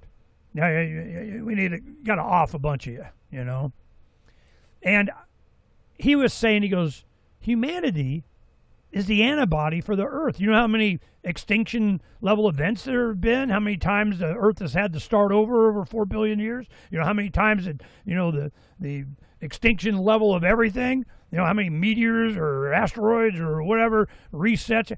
Humanity is finally now, we can stop it. Now, we will, but have a chance now. We're going to take out the asteroid, the meteor, the comet, the whatever. We are the best hope for the longevity of planet Earth, and you're wanting to put us back in the Stone Age. We're going to need them rockets and the nukes when the meteor be a-coming, just saying. So that was a interesting observation, that the planet has created its own antibodies to the threats of the universe. Cool. And we need to populate the cosmos, so humanity marches on as if it needs to. Why? Are we so special? Yeah, why not? Because we can. So let's do it. So this is how you look at, what do you say you do here? Oh, maybe humans are here to save the freaking planet. How about that? So I am much more optimistic of humanity's role in being an important species in certainly the solar system. So do we get how much hubris do we have to have? How much narcissism do we need to keep on keeping on? Well, all this other central planning and stuff is anti that. You need to be limited in number, limited in influence, limited in power, in intelligence, and under a central plan of control, because we're willing to do it because we're sociopaths. That enlightenment is going, and it's happened before. That's what Christianity was. It's be your brother's keeper. Rule 1, don't be a dick. You can be forgiven. 10 Commandments, thou shalt not be a dick. I mean, it's just, there's so much we have advanced, and now it's going faster. But who's in charge of the messaging, the narratives, the media, the tech? They're not all quite right in the head. They have certain traits because they're willing and able to do the things that centralize power until they can't. That's what I see is happening. People are starting to understand you're not going to be able to assert your own power over your own life and be married to their system, to ask permission for their access to technology to do what you want, to be deplatformed when you can't, toe the line or won't take the shot. This is what I see. We are on a trajectory and have to go through the fire, the ashes. Lady Liberty's torch will die down. Freedom's rebirth, freedom's phoenix. This is why I have the long game, why I get supported for the long game, because I want that kind of freedom. So I'm going to get it. Welcome to my quantum reality, because I insist on attaining it. And that's why, Mr. Anderson, why must you persist? Last night, I watched The Matrix. It's been a long time. It's been years since I've watched it. That is an awesome movie that's going to hold up for centuries. It was amazing, the pace, the special effects, the messaging. I am so impressed with that movie. I'm like, wow. Mm-hmm. In the time of AI now, go watch the Matrix series again and you'll be impressed way more than any of the bullshit that's out there now, So I go, it's time for me to watch it.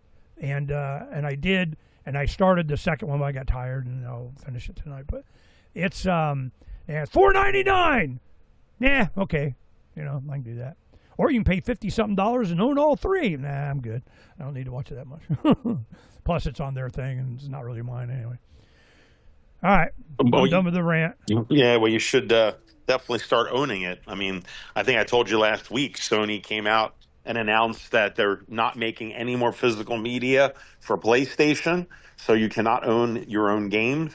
And also Blu-rays, apparently. I heard that they were thinking of even stopping Blu-rays because, on one hand, it cuts down on the technology of having to put a Blu-ray player in every box, right? When fewer people are buying Blu-rays, when the stores where you buy them at, like Best Buy, they're going out of business, and not to mention they already got rid of their Blu-ray section. You can't even buy Blu-rays at these stores anymore, like you used to. The malls are all closed. So basically, in order to buy physical media, you're doing it online anyway. You're buying it from online or eBay or directly from Amazon or somewhere. So the market's definitely changed. They just figure, well, let's just sell you a box. And then that box just is into the cloud. And then ultimately, you're just going to be paying rent for the cloud, right? It's kind of like having a cable box in the old days, and you just they install the box and you just keep paying your subscription time. But they got so much blowback in the last week to 2 weeks that they're starting to pull back. In fact, there was a protest or a boycott where PlayStation players, and not to make this about video games, although video games are a huge industry, more than most older people are aware of. Just to remind you, the video game market is like 3 times now what Hollywood is, maybe even 4 times now as Hollywood. Yeah, where's the Founder Patriot game? Where's that? Where is that? Get them red coats.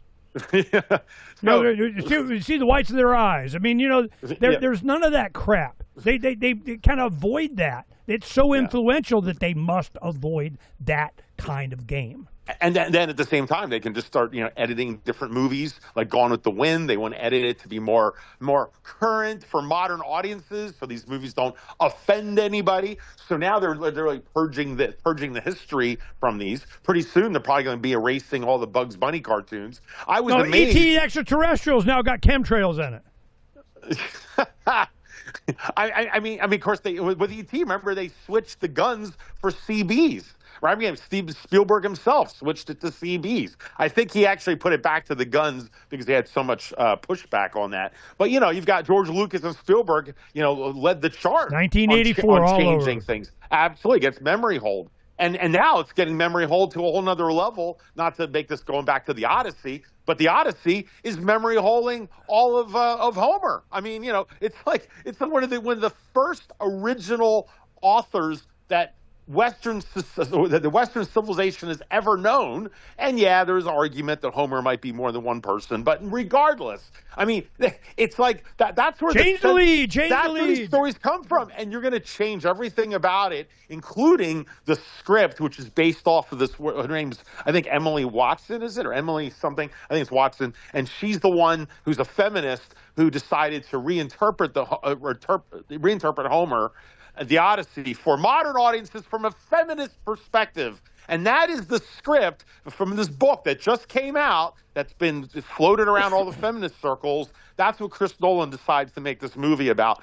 So it undermines somebody everything. gave money to make that movie about. It undermines $250 million to make this thing, plus probably another $200 million for marketing. We're looking at $500 million for this movie, but they're anticipating that it will make over $1 billion because Nolan's movies tend to always bring in the crowds, all the auteur lovers like myself, the cinema buffs. I never have missed a Christopher Nolan movie ever. That's the movie that'll get me off my butt and go pay for an IMAX experience. That's what I'll do. This movie I refuse to see. But Oppenheimer made $1 billion. Granted, they did the Barbenheimer. You know, it came out with Barbie and Oppenheimer. They tried to make a little fun thing about it. So, but it made over $1 billion for Oppenheimer. So for this movie, which is, you know, it's fantasy and it's the Odyssey and literature professors around the world are all supposedly going to love it and tell their school to go see it. And this movie, they're thinking it's going to be over $1 billion, the savior for Hollywood. And it had to make at least $500 million to break even. And it's already under warfare. Anyway, not to go all about the Odyssey, but they're rewriting and memory holding just what Homer and what the Odyssey is about. I mean, everything from the script, from the interpretation to the actors. Heck, that's about the Odyssey, and there's not one Greek actor in the whole thing. All about representation, and then they turn around and they don't have one Greek in it. And the premiere, you would think, would be shown in Athens, Greece. No, they had it somewhere else for virtue signaling. So it's so far removed, but they're doing it now before it even gets to the Blu-ray release. And so the hold on to physical media will be very important. Also, and this probably doesn't mean a lot to this audience, but you're looking at movies that will be lost to time. Video games, because a lot of the video games in the old days were on cartridges that you can still save.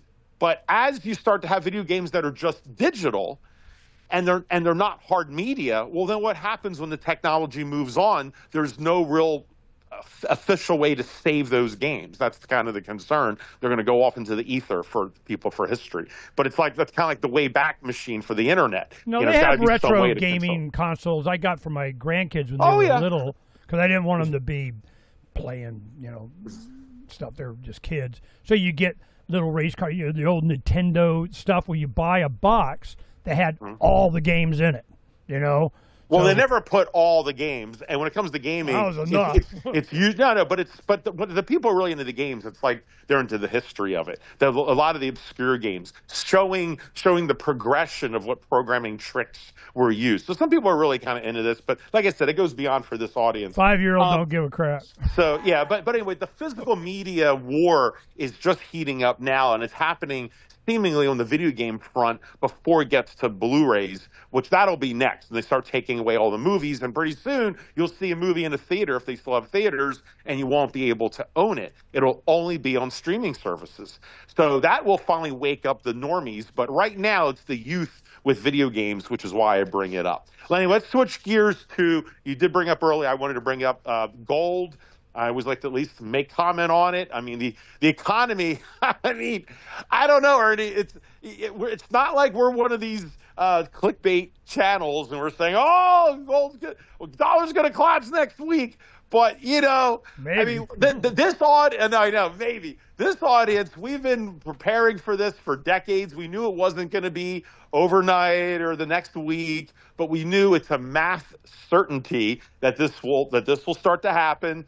And man, it's like living through history. It's like now we're here, and you can just taste it. It's like I went to the beach, to San Diego, for 4th of July. I'll talk about that later. Ernie already saw a couple of pictures from there.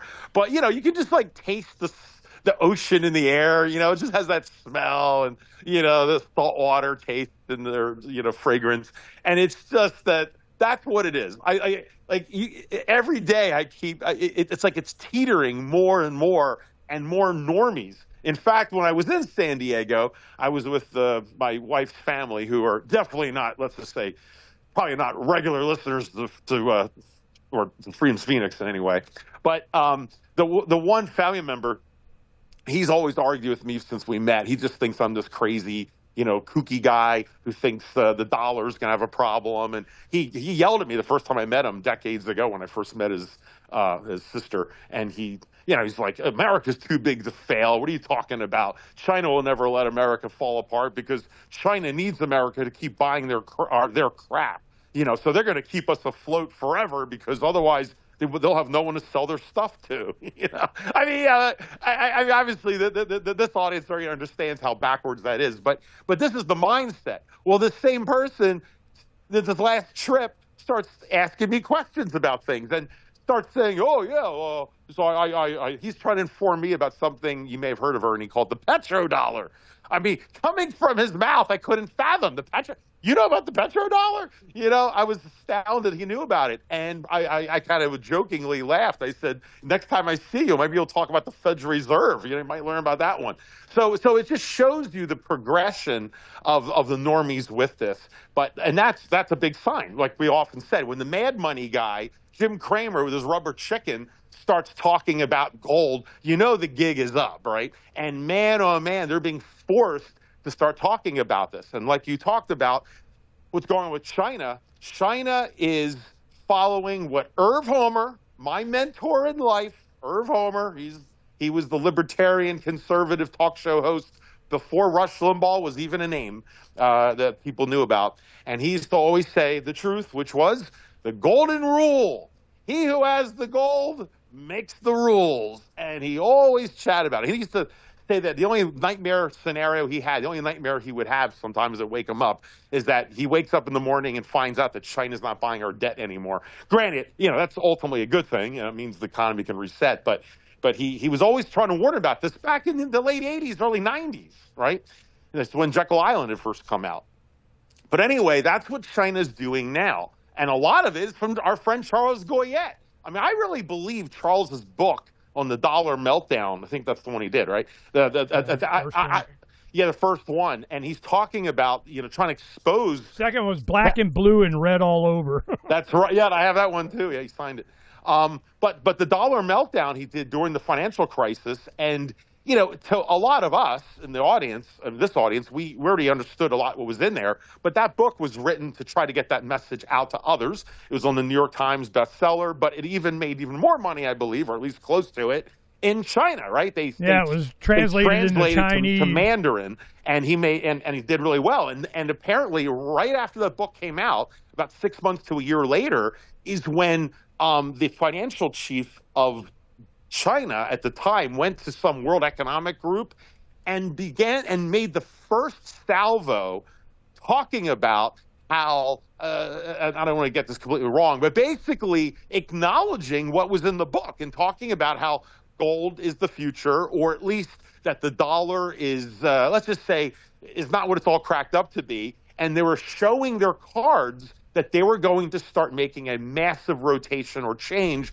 in how they looked at money. Because the fact that even though the debt for the dollar is crazy, although people like us could see this a mile away, the rest of the world still was, still living off of the fumes of what America had been. You know, the successes, the incentives, from Bretton Woods. I mean, yeah, we kind of like to think that people can make changes quick, but the world economy, especially, just like culture at times, it can change on a dime. Sometimes it can happen, but usually it's like trying to turn a semi truck around a corner. It's just a lot of momentum, and it takes time. If you're independent, you're like on a motorcycle, you can weave in and out and make quick decisions. But for a whole economy or like a corporation, it's hard to do that. But especially Asian countries, to be honest, because Asians, they love to just follow the line. I mean, it's more about tradition and protocol. It's even harder for them to change. Hence that Godzilla movie that you and I went to kind of talked about that. But anyway, but China now, they started laying the pipe down after the recession. So they started switching over to gold, and our country suddenly, mysteriously, out of the blue, starts switching to gold. No, suddenly we come up with this thing called Bitcoin by Satoshi. Not to be jumping into the whole Bitcoin deal, but that was our response after the recession. They start switching to gold, and they read in Mandarin Charles's book, and our country starts doing crypto. Very convenient. But they start laying the pipe. They start getting all the mines in Africa. They're getting all these contracts. They're starting to buy the doré from South America, pile up the gold, and then they start with the Hong Kong exchange and the Shanghai exchange, and they're getting, which we covered last couple of weeks, all of this. And it's just blatant what they're doing, right? And ultimately, they want to be able to set the price. That's the one thing they haven't really been able to do. You know, Asia and Africa and the rest of the world. God, I'm sounding like a leftist here in a moment, but the world has really been beholden to Westerners, Western civilization, the white people. Oh my God, we kind of have. I mean, if you think about it, the planets were named after Greek gods. I mean, it's Jupiter and Saturn. I mean, if you're from China or Zimbabwe, I mean, if you think about it, you know, the planets that belong to everybody, to the universe, are named after white people, essentially. Stuff that, you know, again, I don't want to sound like a leftist over it, but there's been such a dominance of that culture for so long, and also the economy. But the gold price has always been set by London and always been set by the West, which is based on the dollar. So to finally, and of course the hegemony of America is based off of all of that. As all these things are collapsing, China realizes at the end of the day, and Asia that consumes 50 or slightly over 50% of the world's gold consumption. A big chunk of that is India and China alone. So if Asia and Asian countries are 50% at least, then shouldn't they have at least equal representation, or maybe more if they are over 50%, in setting the true gold price? It's a little bit like I was hearkening back earlier, that if half this country is conservative, you know, with all due respect to libertarians, but, you know, if it's 50-50 conservative and liberal, how come, you know, the media was not 50-50 and how it was represented? And that's what led to Ron Paul and Donald Trump. And I'm sorry for putting those two in the same sentence, by the way, but you get my point. But that is where now China is saying, we laid the pipe right in front of Americans and Westerners, and you guys just laughed and bought your Bitcoin or bought more stocks or leverage, whatever. They do the slow and steady game. That's what China and Asians often do. They're like the Romulans, and that's where the Romulans are based. The Klingons were the Russians, and the Romulans were the Chinese, which is, they just smile. They're very polite, very honorable, at least, you know, the way they present themselves. And this is that's a good point. I never thought of that. And Klingons, Russians, Chinese, or Romulans. Yeah, no, exactly. That's how Gene Roddenberry designed it, actually. And that was the stand-ins. And so the idea is like with the Chinese is they're very what's the word? This is not a slight to them. It's just, again, it's culture, it's personality, it's tactics. But it's like the art of war, right? And so they will use politeness. They will it's all polite and respect and protocol. But at the same time, underneath that is a lot of absolute scheming. And maybe that's not the bad word. I mean, maybe strategizing. I don't mean that in a bad sense necessarily. It's just, you know, you could be thrown off. Americans tend to wear things on their sleeve. They wear it on their sleeve. And when they go into a negotiation, it's bravado. And Donald Trump's the perfect example of it. It's all bravado and how you get your thing across. And let me tell you, and it's like the loud American, which I'm being whenever I'm on your show.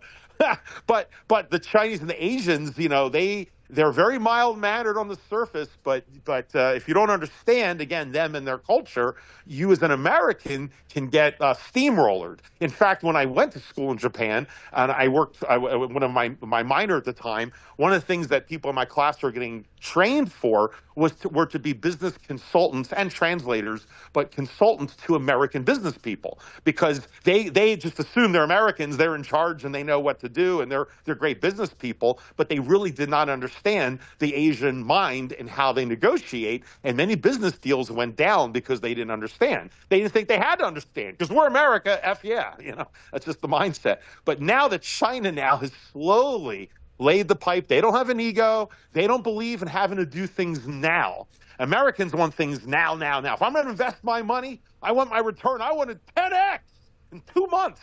If otherwise, it's you aren't doing anything for me, right? They're the long, slow game. And man, oh man, after decades, and especially since the recession, they have now earned the top prize, and they're about to pull the lever, which, as you were commenting earlier, they sort of are. They now want to set the gold price from them and not Europe. And when they just want to set a price and when that manipulation bullshit. No, exactly. But they want to expose what the real price is, and then they'll be able to expose how much real gold they have. But the first thing is, just like a lot of stealth wealth investors, they're like a coiled spring sitting on different assets. For a lot of people, it's gold, or it could be other things, and they're waiting for the true value to occur, to finally occur, despite all this paper manipulation.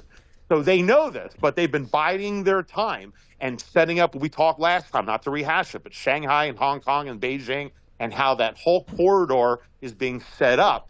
And so now they just decided to unofficially get rid of the paper by doing what? Putting huge margin calls 120% on 140% margin calls on trading gold. So it's 40% more than just owning the gold. Yeah, you have to borrow. It's cheaper to just go buy it than to borrow the money to go buy it. Exactly. The paper, which is why they did it. So overnight, you wipe out the paper market, at least for half of the country or half of the world that is still dealing with gold, or at least consumes gold. And again, it's not. Yeah, we're so screwed. It's not. Yeah. So, and they just did this. What was it, yesterday or sometime this week? They just did it, and so now, and you can't fight back because they have slowly done the pipe. Not to get off topic, but it's just what Russia did. They laid the pipe not to own the gold or control the gold market, because they're already BFFs with China. They don't have to right now.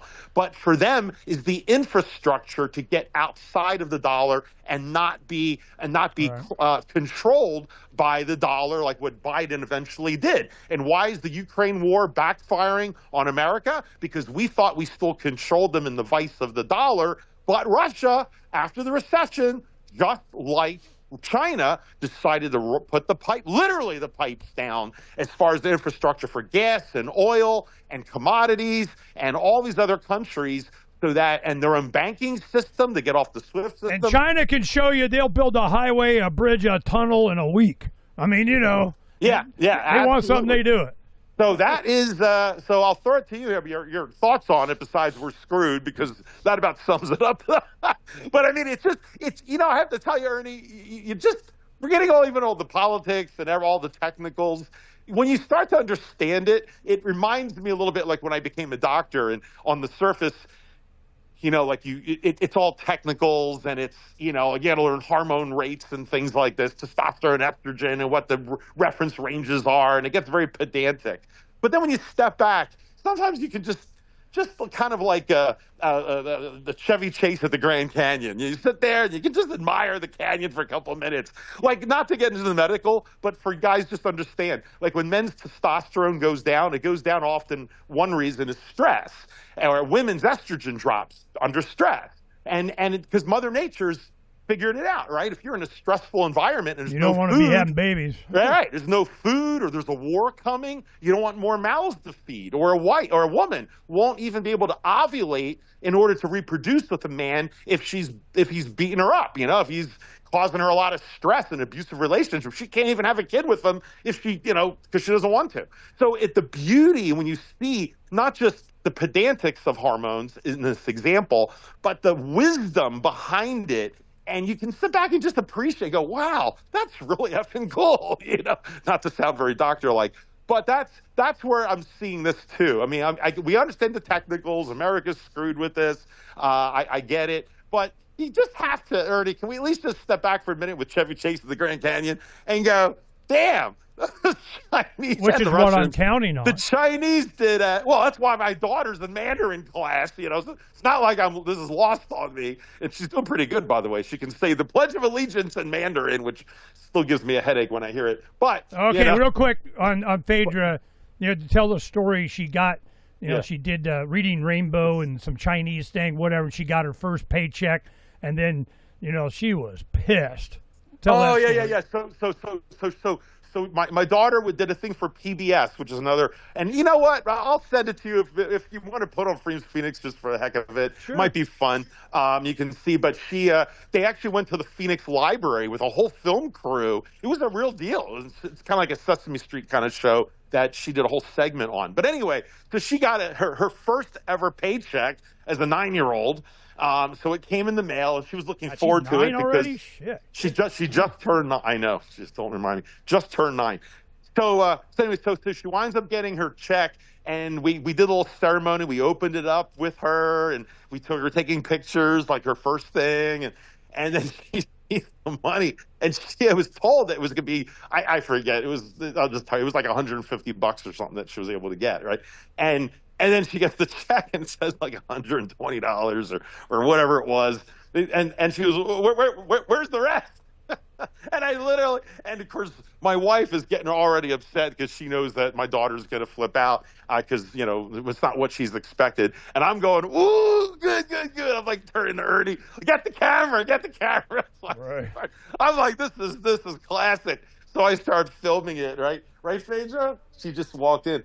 Dude, you want to tell Uncle Ernie what happened when you got your check and you got like $30 less than you thought? What did you say? You said, where's the money? And I said, the government took it. What did you say? I said, I don't remember. You don't remember? You had a break. She had a meltdown. She started crying. And, she was screaming and crying. This is unfair. Who are these people? This is not right. And I'm just going, yep, welcome to the real world, little girl. And of course, my wife's like hitting me. She doesn't think it's funny. But so that's the first thing. So we actually called audience. I thought, who can I call? And I never really bother Ernie. I called Aunt Donna and Uncle Ernie, and Ernie got to explain it to her. And thank you, Ernie. I still appreciate that. And then after that, not only did the taxes come out of that money, I also said, well, being a good parent, we're not going to spend all of it. You got to at least save half of it. So then we went. I didn't tell you this. She agreed, so she didn't fight us, and she's a smart girl. So we went down to our local coin store that I know very well, and the owner was there, and I said, look, I want nothing to do with it. This is my daughter right now. She wants to get her first silver coin. And I turned her over to him, and he was so proud. And he said she was the youngest customer he's ever had in his store. And he just took her by the hand and showed her all the coins and looked for nice animals on it. She wound up getting a nice sovereign that had an animal on it, a cuckoo bird on there. And and then she opened up her wallet. He was like $70 for the sovereign. He gave her a deal actually. And then she pulled out her wallet, which is a little fuzzy unicorn purse. He goes, is that a fuzzy unicorn? And then she pulls out a whole wad of cash, and she's got dollars all over the table, and all these old guys are all around, like they're all buying gold and silver, and they were all just having the time of their life, and very, very proud of seeing someone young who was, and she was asking, she was at the spot price, and she knew how to handle the silver coin. She even knows how to use the ping test to make sure it's not counterfeit. So they were all rocked with her. They thought she was fantastic. So I just wanted to tell you in the audience, it's just, we teach the next generation, Right. and that generation is going to be very aware of what silver and No, I and tell real you what's money going to is. happen. Same thing that happened with my grandkids. We've done this. They get a wad of cash. They had to have one of my grandsons had to have a $50 bill. For some reason, he didn't have a 50. He wanted a 50. And I go, that's just paper crap. We got to. So we went and did the silver thing. But we wrote it on paper. They put it in their parents' safe, and what you paid for it, what it is now. That's one thing, Phaedra. It's going to be Christmas time, end of the year. You want to go see what it's worth then. And all of a sudden, you're not going to get paid by them taking all your money out in taxes. So when you get paid by investing it in assets. So it may go down, up, whatever. But if you just keep it, it's not delayed spending. You keep it. You're going to be one rich little girl. You keep doing this on a regular basis. Yep, she's a grand.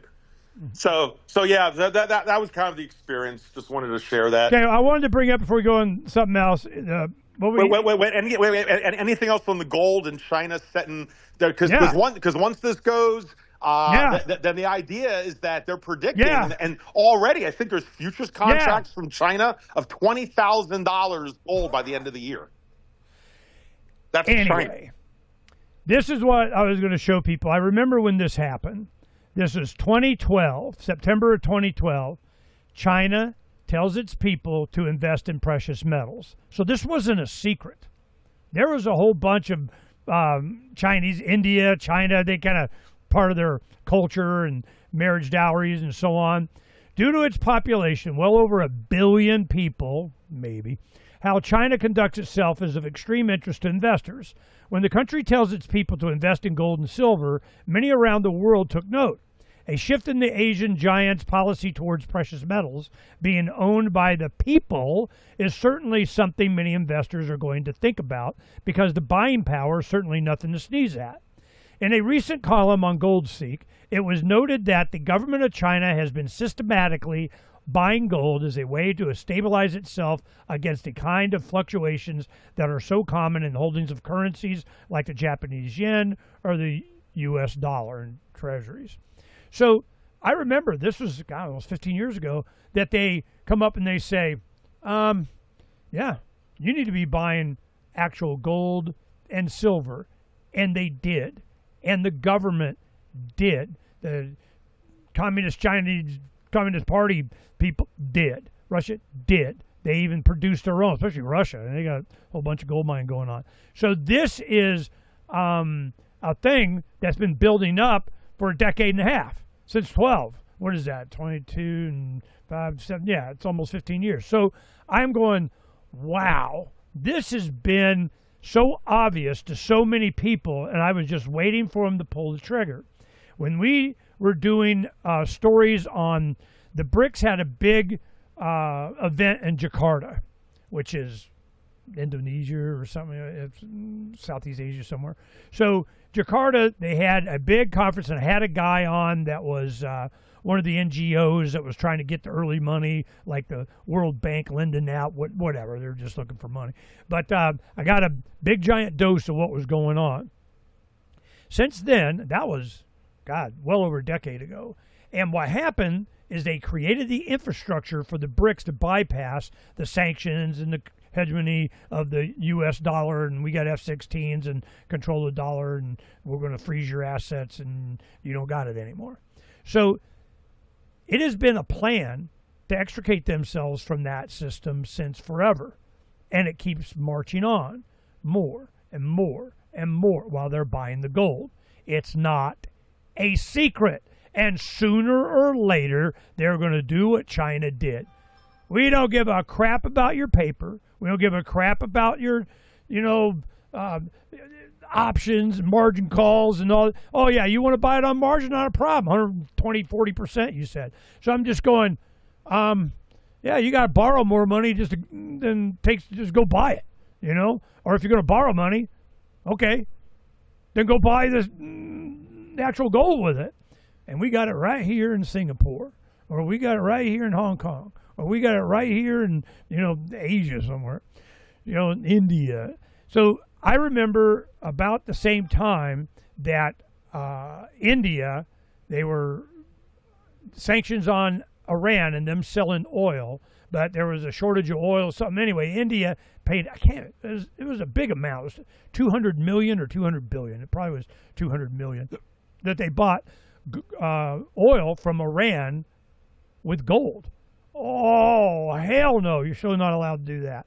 Gaddafi wants to go to a gold-backed dinar of Africa, Muslim money of, we're doing actual gold, and you're dead. Saddam Hussein was selling for and you're gone. And Iran doing it, and they're going, oh, and you're going to be gone. Well, what if they're not? What if they don't? We're just going to stay here. What are you going to do about it? We're going to keep killing leaders. So what? We got a line of a gazillion, take the place, and it's a philosophical thing. So this is if you had to have a point in time to kind of go, when did the American empire implode? When did that happen? This decade, recently, when the Ukraine thing and the sanctions on other countries all the time and the Russia deal and all that, I'm just like, man, you can't make enough missiles to get people to just roll over on their backs, expose their belly, and say, Uncle Sam, do me. At some point, it's more important to not be part of an evil system than to benefit from it. And that's what we're running into. And it's going to be how far behind or ahead of that is going to be the general population in America. When does that happen? And when you have things like the World Cup here going on with soccer, and all the people come together, they start to find out they have more in common than they don't. And this is why I'm not a big fan of the Olympics anymore. Wait, always before you get that, just one quick comment before we get off to the money thing. I just wanted to clarify for the audience. I know I dropped that 20,000 by the end of the year. I want to be very clear because Ernie jumped in with his thing, but I want to clarify. I am not predicting that it's 20,000 at the end of the year, but here's what's going on is that in January, and by the way, Gold Core, that's one of those channels that I get a lot of great information from, and you do too, regarding the gold markets, the international gold markets. But they said that in January of this past year, 2026, there were a number of option plays from Asia for bets that gold would be $20,000 by the end of this year. And of course, people are thinking that's absurd. It can't happen. What's going on with these crazy Chinese people doing all these bets, right? So anyway, it was this little news blip for a day. And then 6 months later, almost exactly, right, July 1st, or whatever is right about here, beginning of July, that's when China now says, guess what? 140% for margin calls on gold. So now they're trying to force the true value of gold out into the open by destroying the paper market. So it's exactly 6 months from when those $20,000 claims were made, and now we have 6 months left to go. On top of our elections and the economy that in America is on the brink, and the AI market's about to blow up, and Bitcoin might go down with it. Who knows? I'm not trying to diss Bitcoin, but the NASDAQ stuff. Anyway, you guys all get it. So is it possible that this is truly the Romulans, the Chinese long game, and maybe there's something to the 20,000? Again, I just want to be clear, I'm not predicting that, but there's something strange in the air, and who knows? It could be a theory. Anyway, go back. Yeah, go ahead. We're talking about the Olympics or the World Cup. No, I've heard that.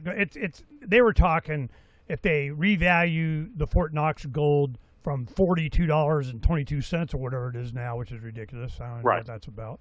But they could go 4,000, 40,000. Well, the revaluing there was for America. They were thinking 10,000, maybe 20, but most people are thinking it could be 10. However, the 1 ounce Liberty Bell, a special 4th of July coin that I sent you and Tarzan from the U.S. Mint is I think it was $20,000, right? $20,000 that are gold coin on the U.S. Mint. Now they're saying it's a NUMI, very limited edition 4th of July piece. But most of the people I've been listening to are thinking, I'm sorry to interrupt you there on that, but 10,000 might be what gold might be at the end of the year if they revalue. They're looking at 10, 20 on the really optimistic. But China, they're going straight to 20,000 is what word on the street is, what their prediction is. So, again, I'm not making a claim, but it's interesting how they're already at 20 and we're still hedging at 10, even though it's priced at $42. But go ahead. Yeah. Well, that's going to create an arbitrage.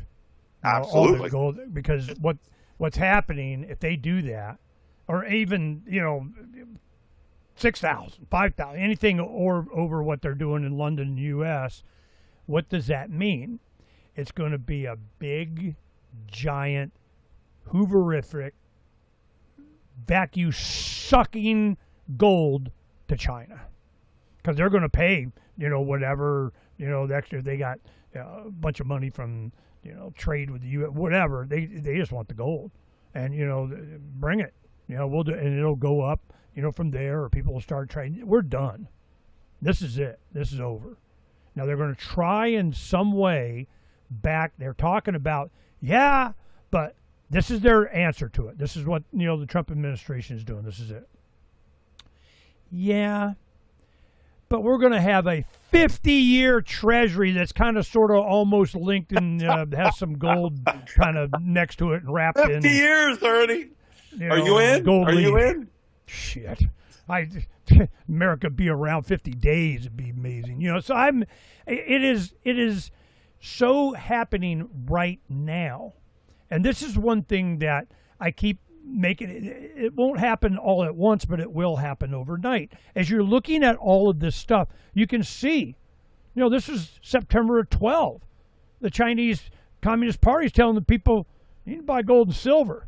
India, you need to buy gold and silver. Hell, in America, we're all telling you need to buy gold and silver. So then I get, I had one person, this doesn't happen that much, but, somebody, silver went down to 60. Oh my God! And you're still advocating buying. I go, God, 6 months ago it was 30. I mean, you really what does it take for you guys to get it, man? So I'm just sitting on it. Phaedra, sit on it. McDucket, roll around in it. Whatever. You got to have silver coins. You need to go plural now. But it is coming. The end of the line.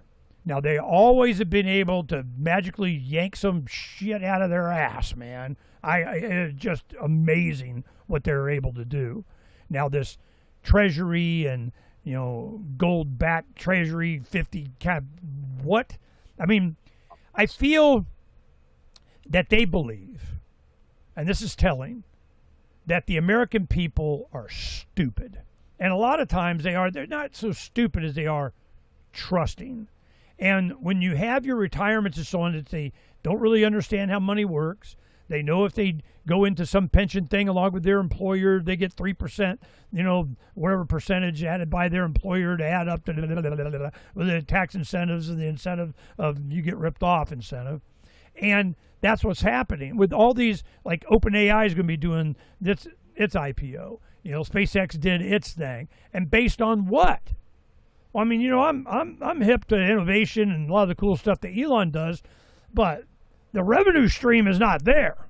Starlink is doing good, and they selling a bunch of government contracts for on debt money to go launch some whatever the hell. But this is not sustainable, and it's obvious. And we're going to look back just like The Big Short in the 2008-9 crash. You're going to go, it was so obvious what was going on. Well, they're doing it now. They're going, look, this is what they're doing. This is how they're doing it. This is how they're forcing the money out of this into that. This is how they're doing, and it was kind of and it's gone now. So what's the competition to that? While they're sanctioning these other economies and countries and regions in the world, the whole time China's 100-year thinking, we're going to do this. They're like Ernie. Just because I want to doesn't mean I, can't expect it. You put effort towards it. I want to be in control of our own currency and have gold back. So guess what you do? You freaking do it. And they're doing it. You want to see the change in the world you want? You make effort towards it. You fund it. You buy their T-shirt. You whatever the hell. Why? Because it is a act to this of faith. Is an act of supporting that which you want to see more of. It's an act, an action. Well, that's what's happening all around us, and all we're doing is trying to control the narrative. They say, yeah, well, you want to get votes, you got to, kiss Israel's ass. You got to, treasuries are good, and I love America, and 250 of whatever. You know what I did for 4th of July? And I thought about this, and I didn't even know what the family was doing. We didn't check, do your own 250, whatever. 4th of July, a gazillion degrees, and I'm out in the root cellar doing exactly what I wanted to do. I wanted to build on the property. I had some things that I wanted to do, and I'm going, God, man, we could go see fireworks. I go, you know what? My Declaration of Independence is sitting here working towards independence. I really felt satisfied. At the end of the day, I used my freedom to get more free. Everybody can suck it. What'd you do, Ernie? I worked on my land, and proud of it, too. Happy to do it. So this is what freedom is all about. It's options, choices, building, stacking.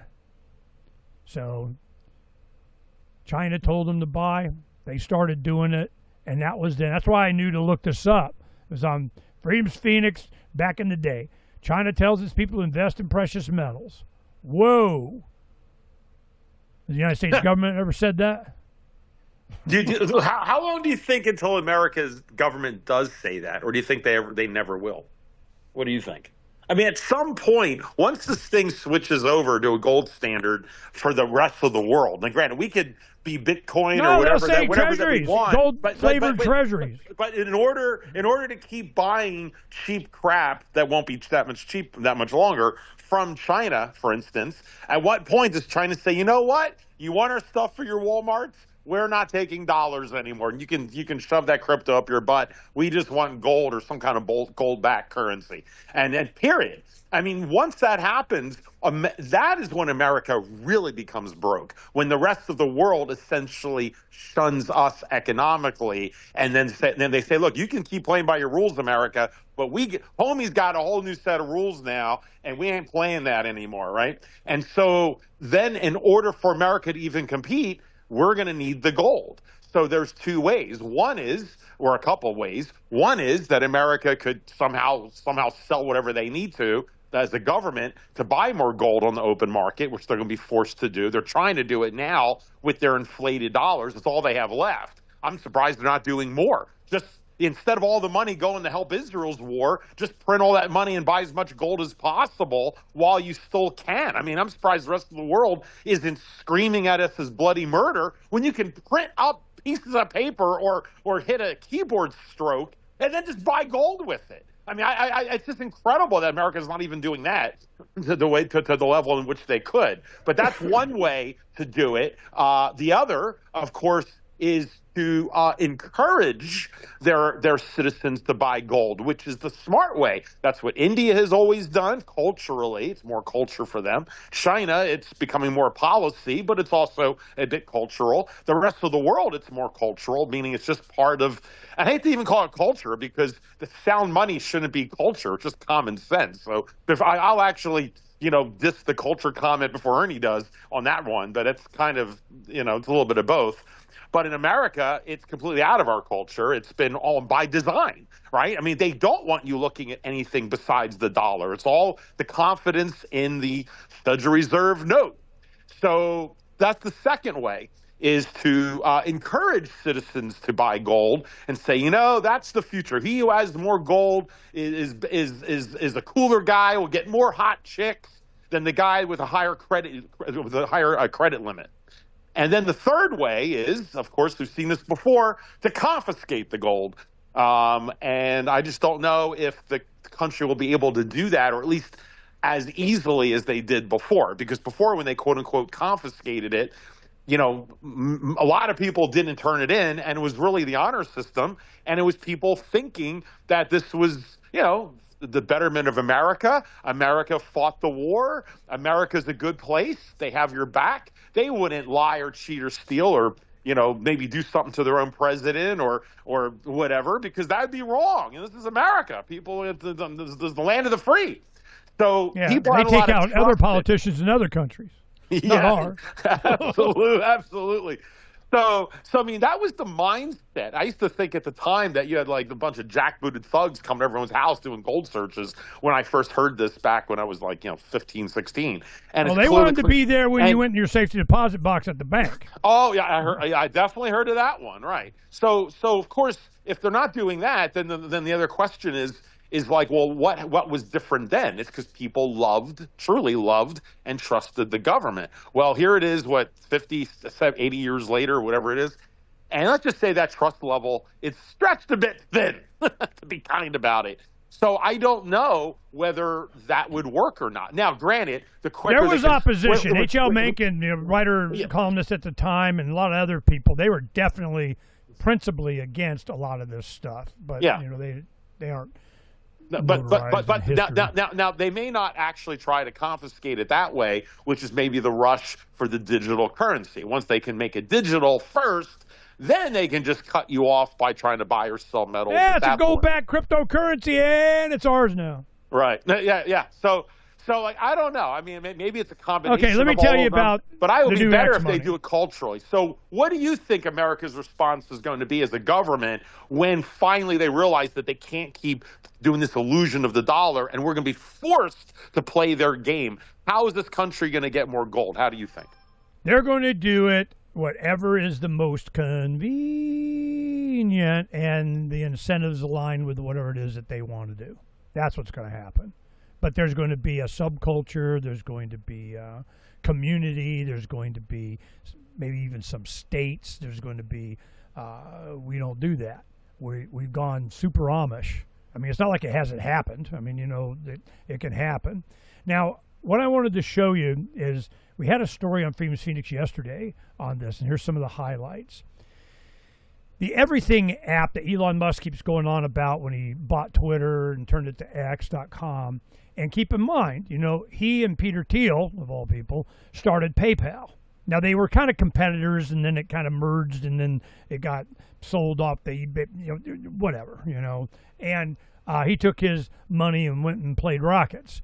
Well, what he was so impressed with was the apps in China. They had, what do they call it? Something, We app or something like that. But it's an Everything app. It's where you keep your money. It's how you use it as a payment system. You're able to do social media. You're able to get loans. You're able. So he goes, well, hell, I could do that, so we're going to do that. So they do that. X offers financial incentives for everyday users and content creators throughout its banking platform. Now, when they say they're content creators, X pays people, if you engage on it. We got an X account, but I don't even look at it. I don't get distracted with that crap. But, if we really wanted to, push this, but then you're tied into their system, you got their standard of whatever. We're really focusing on IPFS to be outside of these systems. It's a decision that we made. It's kind of like everybody should buy their own gold. Everybody should, have their own data. Everybody should have their own nodes. Everybody should have their own, cloud, their own whatever, their own Jarvis, not Alexa. So that's what we're living. Now, do we financially benefit from that? Probably later. Now, no. I'm not part of the system that's going, you're part of the system influencer on the system, your system guy supporting system. And I'm like, no, that's not me. So, do we benefit? No, because we're not benefiting from their system. So the system that they created is a banking platform that pays their creators. But it's going to be for everybody else, too. That's just kind of how they were testing it and using it. So X Money and its creator revenue sharing program, okay? So that's how they're getting paid doing that. So they create this. Now everybody can start doing it. These features allow users to earn high yield interest, receive cash back on purchases, and generate income from their digital content. What they're offering is 6% annual interest on your money. Try and find that anywhere else. You know, whatever the promise is, it sure as hell ain't coming from your savings account. So you get 6% just sitting there. Then you get 3% off on purchases. Whoa. That, all right. You know, that's good. I'll just run all my purchases through my X, account. That'll build up whatever. I save money. I get incentives. I remember in PayPal, they used to, if you got somebody else to sign up, you got $5 or something. There's people making money just marketing and pushing PayPal for them just to get them, to get an account, and they were just paying out money just to get the account because they knew they'd make it up somewhere else. X has rolled out a suite of financial services available to premium subscribers. Of course, you got to spend money on that. Providing incentives designed to compete directly with traditional banking. High yield savings, 6% annual on U.S. dollar balances. Cash back. Users can earn 3% cash back on eligible purchases made with a personalized brushed metal Visa debit card. So it's kind of like a silver brushed aluminum or type tape, whatever the hell it is, steel, something. It's a metal card. Now, I've seen titanium black American Express's metal card. Woo! That's high-end stuff right there. No limits and whatever.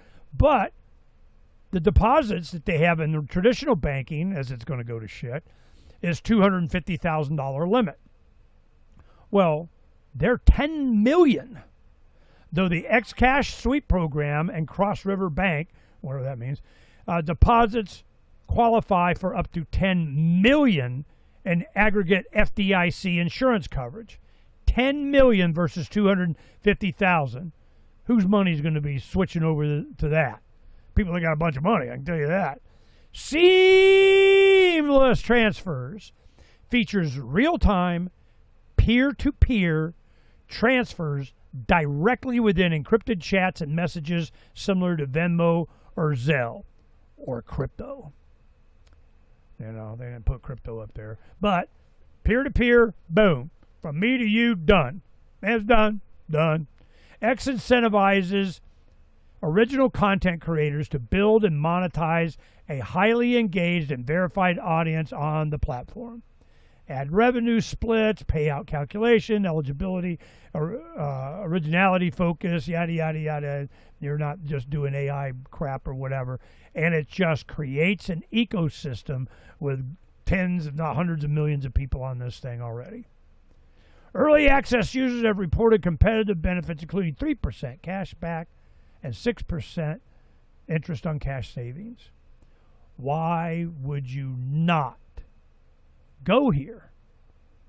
You're looking to use X primarily as an original content creator, or you're interested in testing the X money banking and debit features.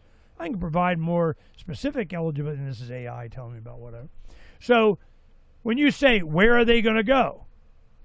Something like this. This is it. Why? Incentives. Why? Convenience.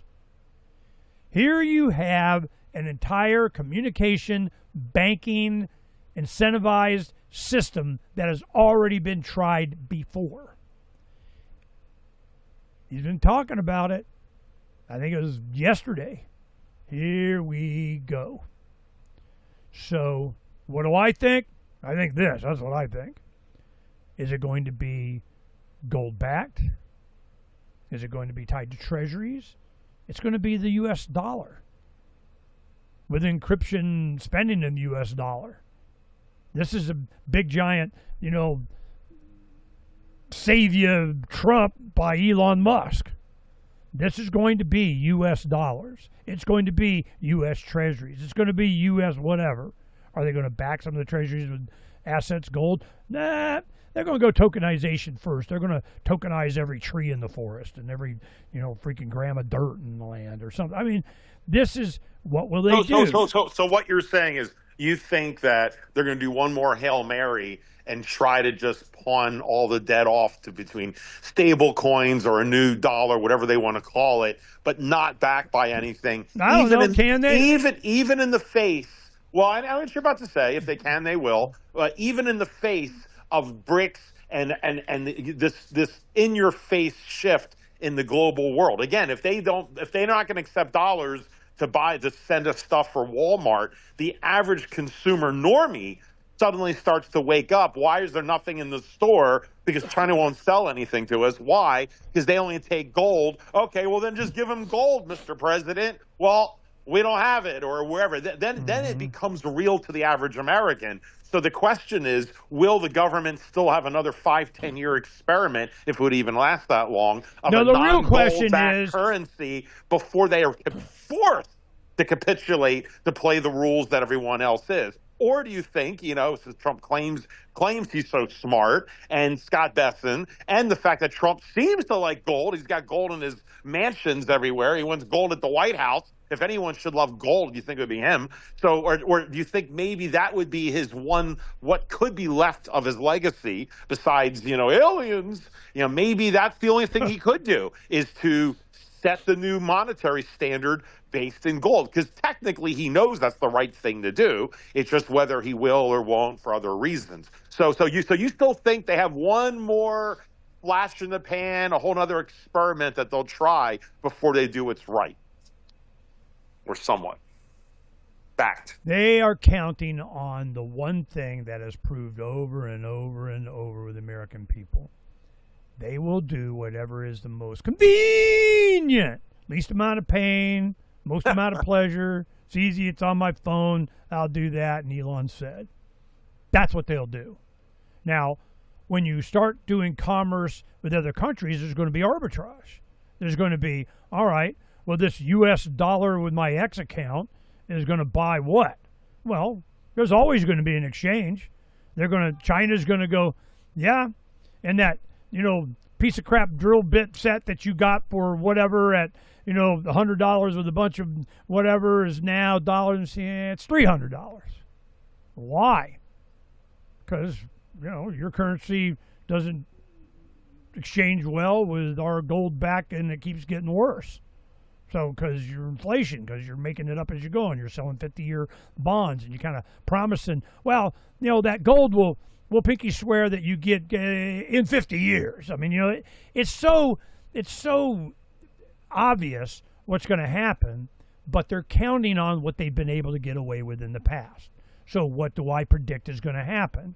I predict that they are going to do what's convenient and what's incentivized.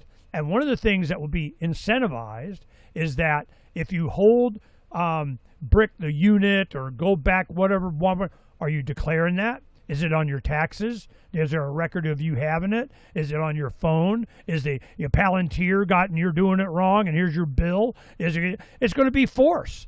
It's going to be force and threat of force. It's going to be coercion out the ass to make you do something that's not in your best interest and that you don't even really want to do anyway. So then it's going to be just exactly like how many people and businesses are moving away from California and New York will be doing the same thing for the exact same freaking reason, leaving America. This is, it's just so obvious, and it's already starting to happen, and you have to. And businesses did. That was the whole thing of Trump, is trying to bring it back, these corporations from being all over the world and come back to America in the midst of this shit. Right. So what do you think is going to happen? So are the people going to realize and get enlightened? Is it 99% of the Earth population are living under the same sun? All of a sudden they're going to get enlightened? Sooner or later, it always will be a philosophical principle we know, and that's how religions are born. That's how cultures are created. That's how you have the Roman Empire. That's how you have Christianity. That's how you have the Muslim going on. It's based on an idea. It's based on support. It's based on your community, your tribe, your whatever. And they know how to do that. This is why I keep bringing up Aurelius Kennedy's interview with Tucker. You know, it's immersion therapy. It is just so overwhelming from every vector. This is what you're supposed to think and why. It doesn't matter what happens, no matter how many things that, you know, happen around you. And when you're 20 years old, even my grandkids used to sit in the studio when I was doing my show when they were like, you know, 10. You know, they said they listened. They thought it was kind of cool and pushing the buttons and all the stuff and yakking, and they got the headphones on, and they do that every now and then. You know, what did they get from that? Hell, they probably don't even remember. So when they grow up and now they're getting cars, got jobs, you know, they're going to go to college, they're, you know, get out. What are they expecting? Convenience. And our generation, or the ones right after us, it was all about every college student got a freaking credit card. I mean, here's your student ID and your MasterCard. Just saying. You know, so, and what did they do? Got them all in debt. They had their student loans. They got, and created a culture of that. And what lifeline are you going to give them to get out of this kind of debt? The average, I don't know if it's household or individual, but the average debt for credit cards, $39,000 at 20 to 30% interest. Man, they used to hang people up for loan sharking that much. So it's so bad. Now you get to a payday car loan, whatever I heard, you know, it's, if you do it over a year, it's like 500% or some BS like that. You know, Remco, rent to own.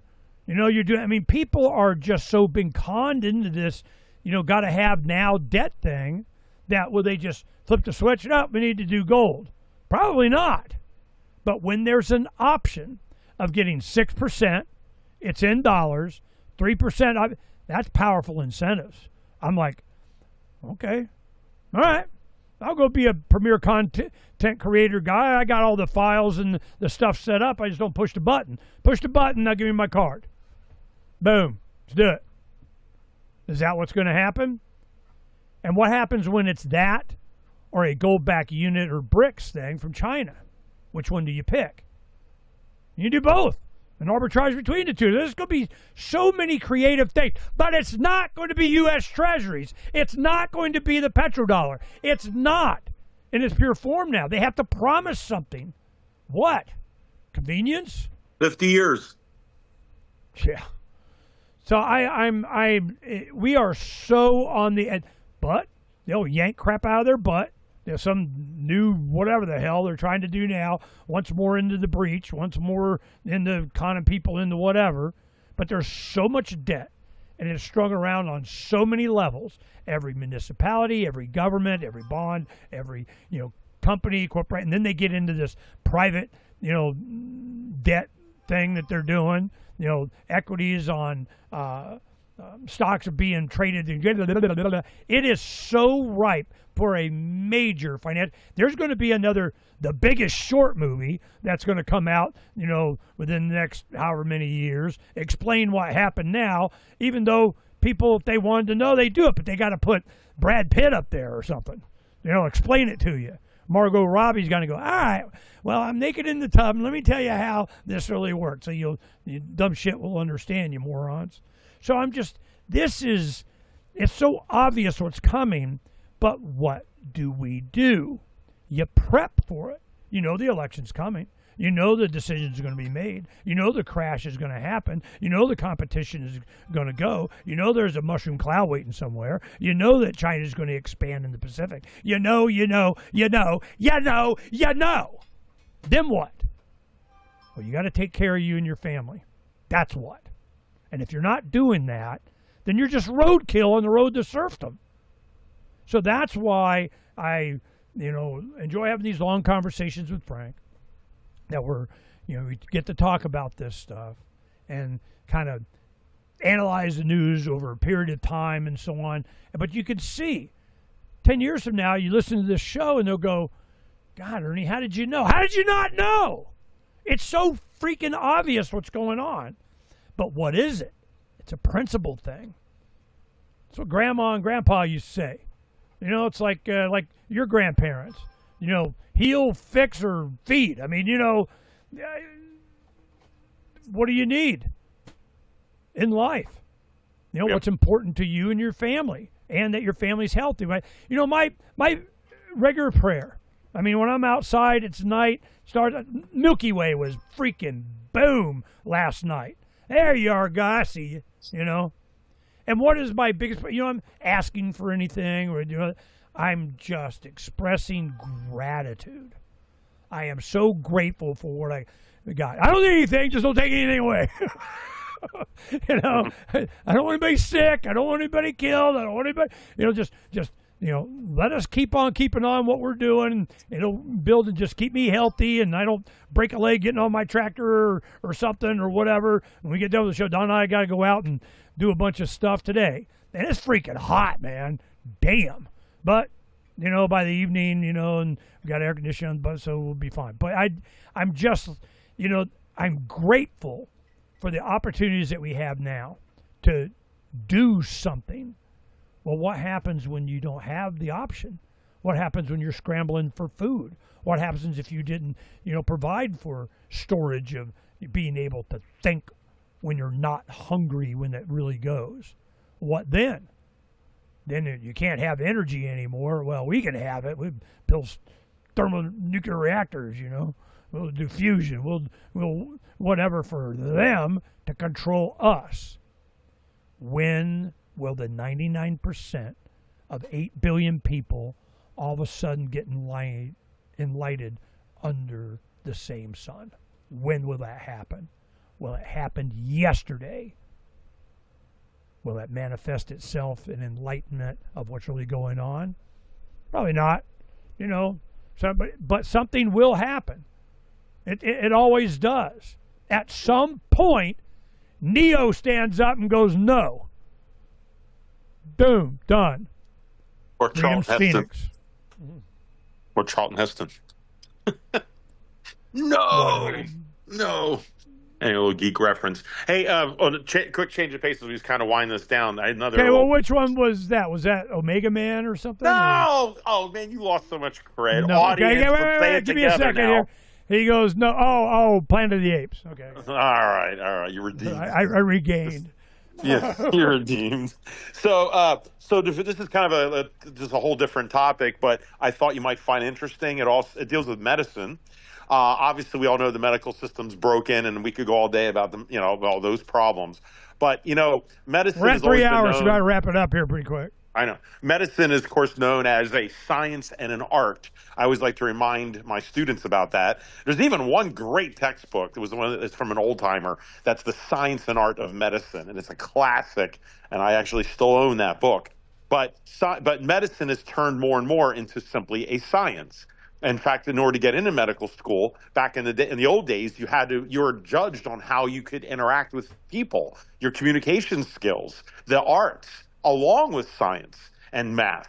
Now it's all math. I mean, if you don't do like an A++ in calculus, then you can't even dream of going to medical school now. Now, I've never no doctor hardly ever uses calculus, if ever, but for some reason that was a deciding factor whether or not that you could get one of those seats that wasn't taken up by nepotism from other doctors' kids. But with that said, more and more medicine became more technical for that reason. That was one of the ways that they could rule, decide on who to go or not. Unfortunately, the art part got lost and the communication. At the same time, technology has also increased and changed, clearly. I mean, we were living in a technological world. And so more and more, medicine and technology have kind of wrapped themselves together. However, when you're in traditional medical school, despite not learning about how to interact with people, you are learning medicine, the science biology part of medicine, but not the technical, like not physics. Physicists learn the physics, right? And they're the ones making the MRI machines, whereas the doctors are taught how to interpret the results coming out. So these are two separate worlds. Well, anyway, So this has been getting worse and worse over time. Now you've got AI involved, and now you've got doctors that rely so much on technology. They can't, I mean, this is a fact. They don't even know how to listen to your heart. I remember that they pulled this cardiologist out of retirement because he was one of the last classic cardiology guys who can listen to your heart and diagnose exactly what type of arrhythmia, like the QRS wave. It gets into the technicals, but like he like this guy can actually listen and know exactly what was happening. Whereas all the younger doctors, the doctors who were teaching the new students, didn't know how to do that. It was all about a machine. They just hook you up to a blood pressure machine or to a cardiac machine. They push play, and then it spits out the answer. But what we're starting to learn in medicine, and also we're learning now with AI, is that the danger humanity has is that we're going to get to a point where we're going to forget how we've learned what we've learned. Like, humanity is ultimately not going to know how anything even works. And I think there's been more than one Star Trek episode about that, where they went to a planet. It was like a giant thinking brain from it's been running for 1,000 years, and all of the humanoids don't know how anything works. They just placate and pay homage to their god, the computer brain, because they literally itself. We don't have to do anything. Right. They literally don't know how anything works, and we're going to be getting to that point. Well, anyway, all of that as the setup. Yeah, exactly.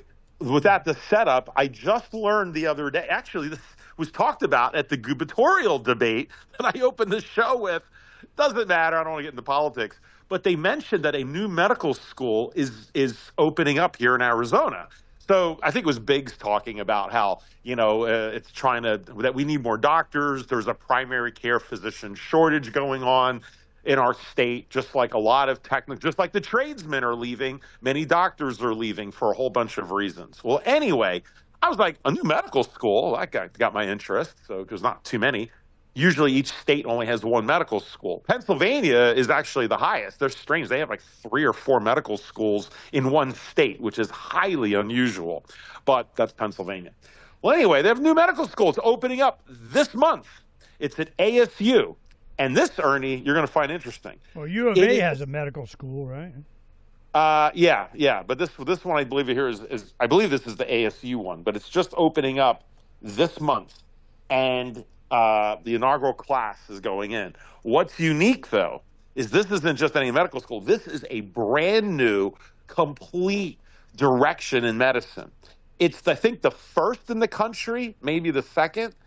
It is a dual program where you have to commit to this, and you graduate with a medical doctor, just like an MD, but you also complete a master's in physics, because they've learned that doctors and the physicists are like on 2 different tracks. And like I said, the technical people are creating all this new CT scans and PSMA dyes and fluoride markers and all of this stuff, but the doctors, they're still thinking biology. But more and more, these worlds are starting to come together. And they realize that, when the new technology is coming out, the physicists or the companies that are backing these companies, when they have to come up with new ideas, they have to consult with the doctors to say, okay, what do you doctors need so we can make it for you and sell it to your hospital?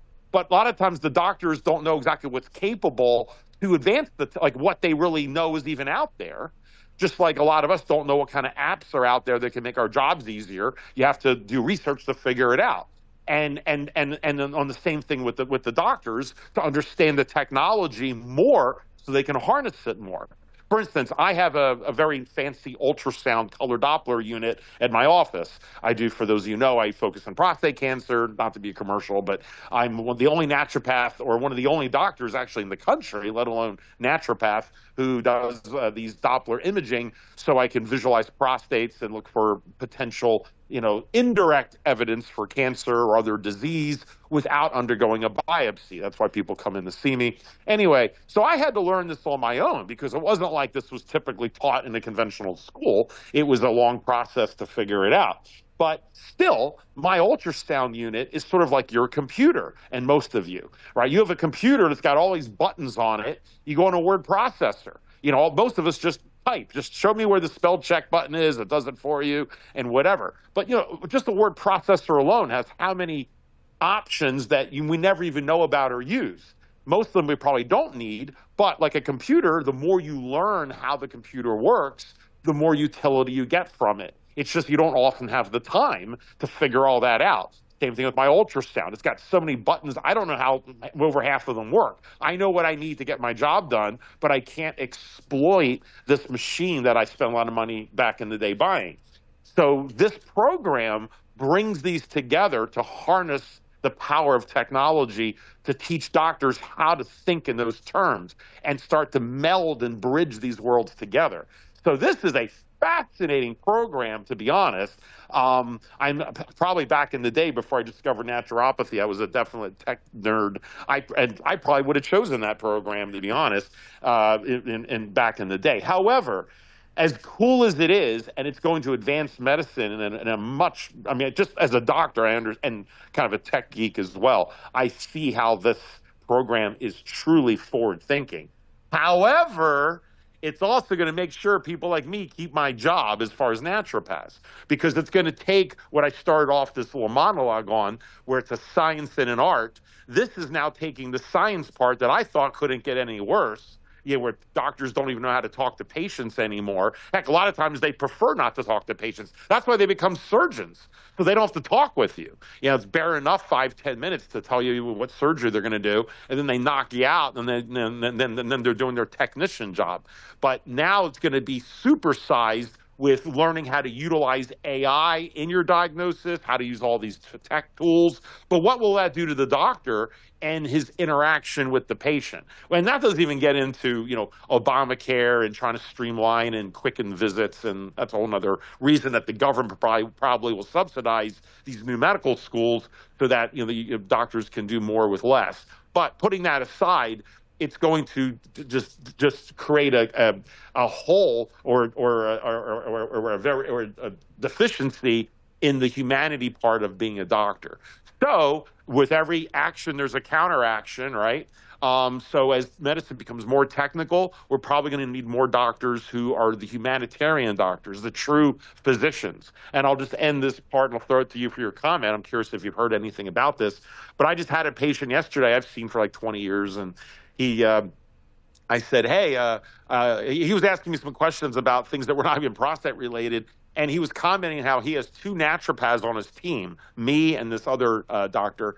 And he said he uses us the way I'm seeing more patients do, which is they use their conventional doctors for the so-called regular medicine because there's nothing else, it's paid for by the government or their insurance or whatever.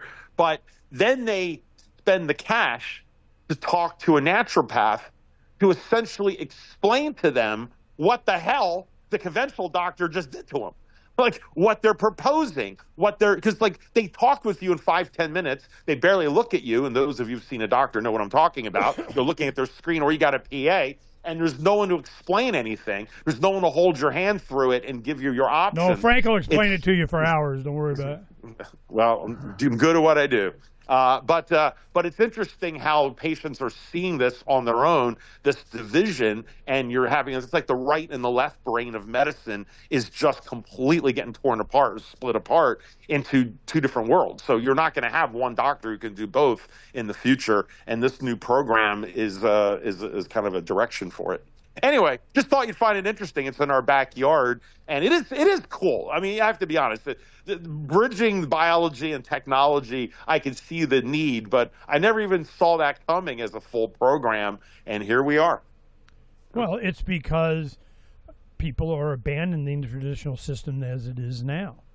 They're going, it's cheaper for me to get a private group program on religious reasons of a pool of money if I get health care at a much lower rate and it paid for by the, there's all kinds of different options, various members of a family are doing, because either they're self-employed or, they're a good example, my youngest daughter, when she was at Honeywell Aerospace, they had health care that you would never get to use. it was always the premium. I mean, the deductible was so high. They're young, they're not that sick or having any real problems. So by the time they need anything for themselves or their kids, it'd never, go more than the deductible, and then it'd reset again, for the next year. And it was just, why are you even doing that? Well, catastrophic health. Well, there's other options for that, and they started doing that. So it's all by terms of service. I looked at I have an X app, and I just looked, and it said, to access peer-to-peer payments on X, you register your X money. The service is being rolled out for U.S. X premium subscribers, and you got to blah, blah, blah, blah, blah.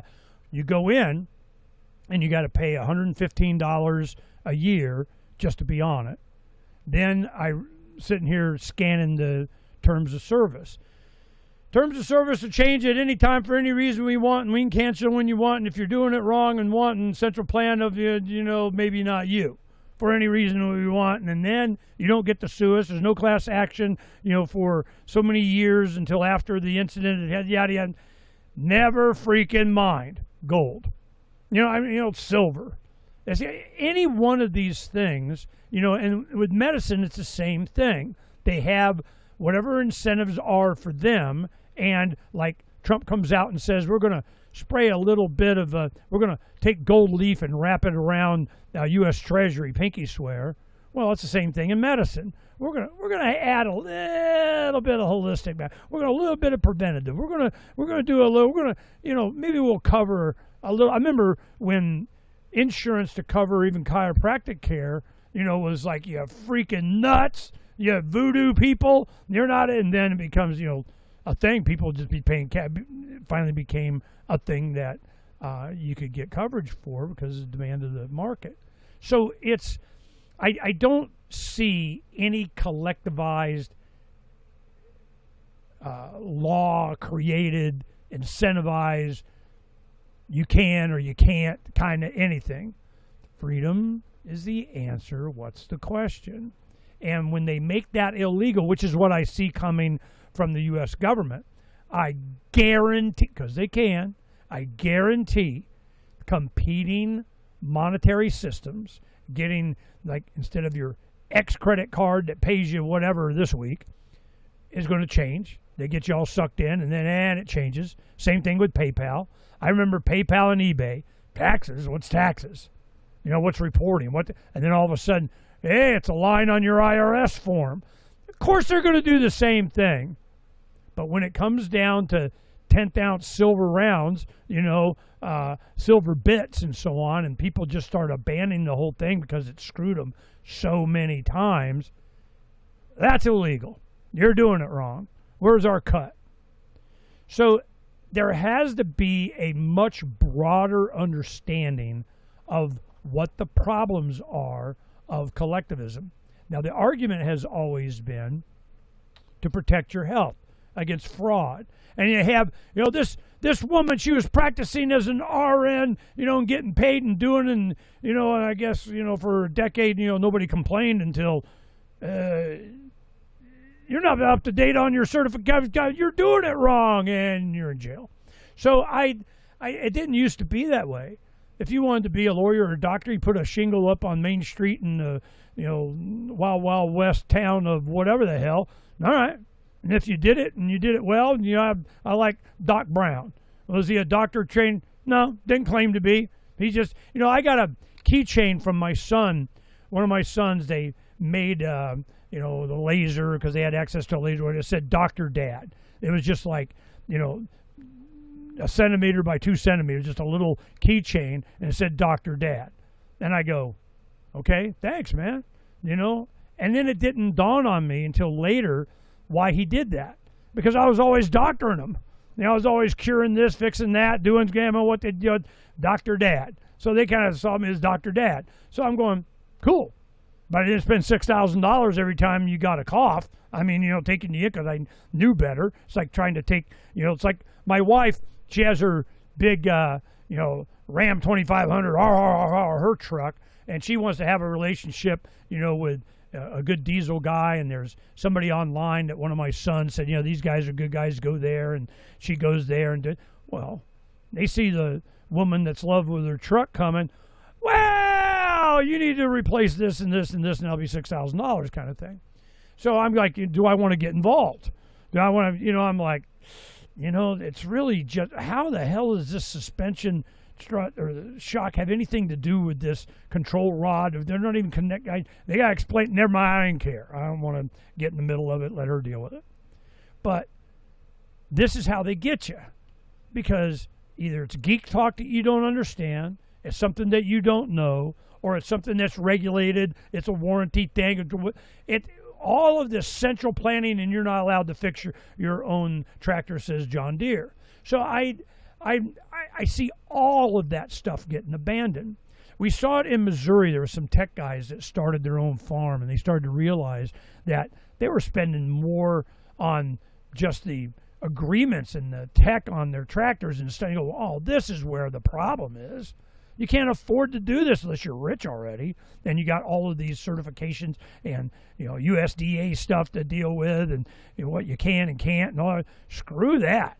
So what they did is they call it the Eco Village construction set or something.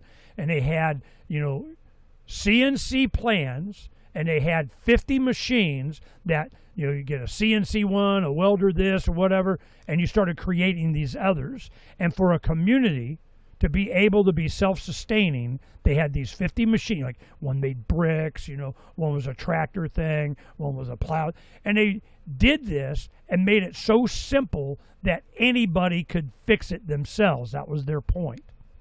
We did it in the magazine articles. They're still going. It's a thing. Now, they were lefty liberals from Silicon Valley kind of deal, but they have a community, and, they run into issues with that. But the idea was the same, that you could do it yourself. Don't go so high tech that you can't do it yourself. Then what are we getting in medicine? We have a lot of stories on Freedom's Phoenix about, well, grandma said do this and do that. I remember stuff that I'd tell my kids or we'd have done, and they'd freak out. You're freaking nuts, until you got to have confirmation, on the internet. And it was things like, my grandma would take 2 or 3 drops of turpentine and put it on a spoonful of sugar. Helps the medicine go down. So it was turpentine. Giving little kids turpentine. That's poison. But if you do a couple of drops in sugar, the little kids are begging, oh, I want my spoonful of sugar. And it was for worming. And the other one was Red Man chewing tobacco. They pull out, it's like a medicine cabinet. Take, swallow a little bit of the juice, make you sick. But it was, against parasites. Then you have a whole bunch of stuff like that. You're crazy. Papa crazy. Well, my grandmother was born in the beginning of the century. This was medicine. And then you start to find out it all works. Then you start to find out they're curing cancer now with dog deworming stuff that we've been covering that since it started 20 years ago. We're going, look, man, they, them, those do not want you healed. You lose a customer. They want it treated. So just as with the economy, just as with your health, just as with your food, water, air, everything, people are starting to understand that their best interests are not the goal of whoever they, them, those, that central plan of get your money. Because who takes over these corporations? The sociopaths. Bayer Monsanto. How many, they're still doing, MK Ultra stuff. They would intentionally, people don't know. I mean, some people in this audience may, but the CIA and the U.S. government, they were poisoning the people in various different states around the country just to see what happened. They give you, this disease. They give you this, expose you to the radiation. Now, how did that work out for you? We just need to know because we want to know. And then we went to war against Nazi Germany for their doctors and all the crap that they were doing, the experimentation. It is not a country thing. It is an incentive thing. It is, if you make making money the only thing, then what do?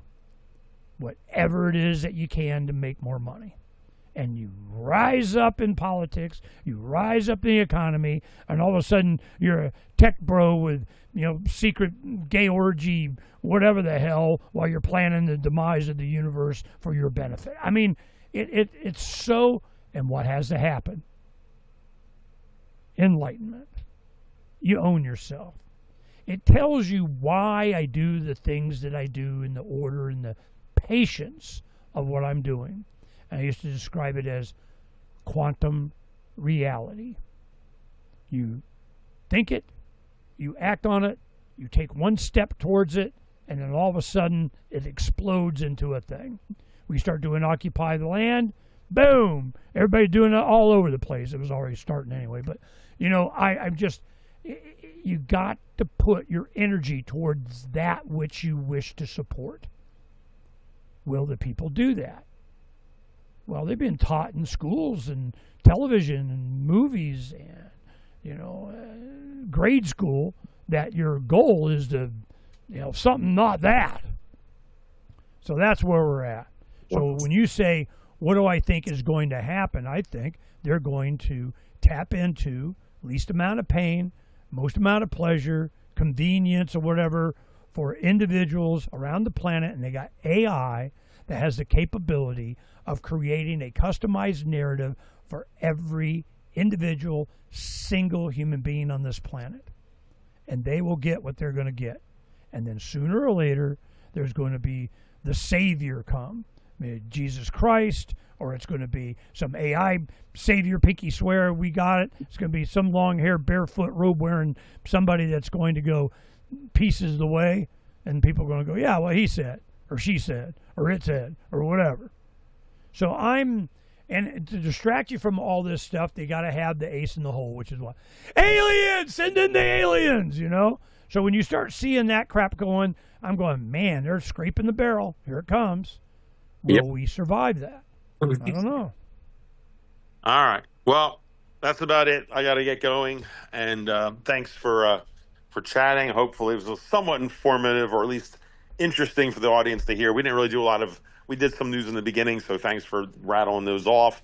But yeah, it's just the worm is turning, the culture is changing, the economy is changing, the focus of people. I think it's just more of a big picture show that we're discussing, and it's just all funneling into what many of us have all been either predicting or preparing to some measure, depending how long we've been involved in this and seeing it. But all roads are leading towards that spot, and I guess we're almost there. So it's a fun journey. We're still going through it. And Ernie, I will see you next time. Keep yourself cool. I'll talk to you soon. Thanks, man. I'm going to go out playing this that video that Donna found that I just thought was what the real threat to they, them, those is just people realizing that they have a lot more in common with each other than they do with their own governments. Well, since you're going to play it, I don't know if we're going to play it next time. So just give me like 2 minutes. I'm going to make a couple comments on it because I had them from the beginning of the show. So first off, and then I'll throw it to you and I'll get going. You go ahead and play it. So first off, I'm not at the very end of the show about to tank it and really tick off Ernie, so I'm not. Okay, that's not my goal here. I enjoyed the video. Doing a drive-by. I know the drive-by shooting of Ernie, and Donna, because she's the one who picked the video. So first off, let me get this out of the way, so I'm really clear. We're clear, Ernest. I enjoyed the video. Okay, I liked it. It was fun. It put a little smile on my face, and I completely get it. I mean, at least I enjoyed the video. So I just want to be really clear, and I think I see how you were seeing it, and it's all good. All right, but with that said, it didn't resonate with me the same way, and I just want to explain the reasons why. Damn brown immigrants here sucking off America fun. Yeah, damn immigrants coming here. They're saying we're welcome. No. It still was cool. I guess it was cool. But here's a couple thoughts. First off, the song I do believe was AI, which is kind of interesting because it sounds like a real country singer.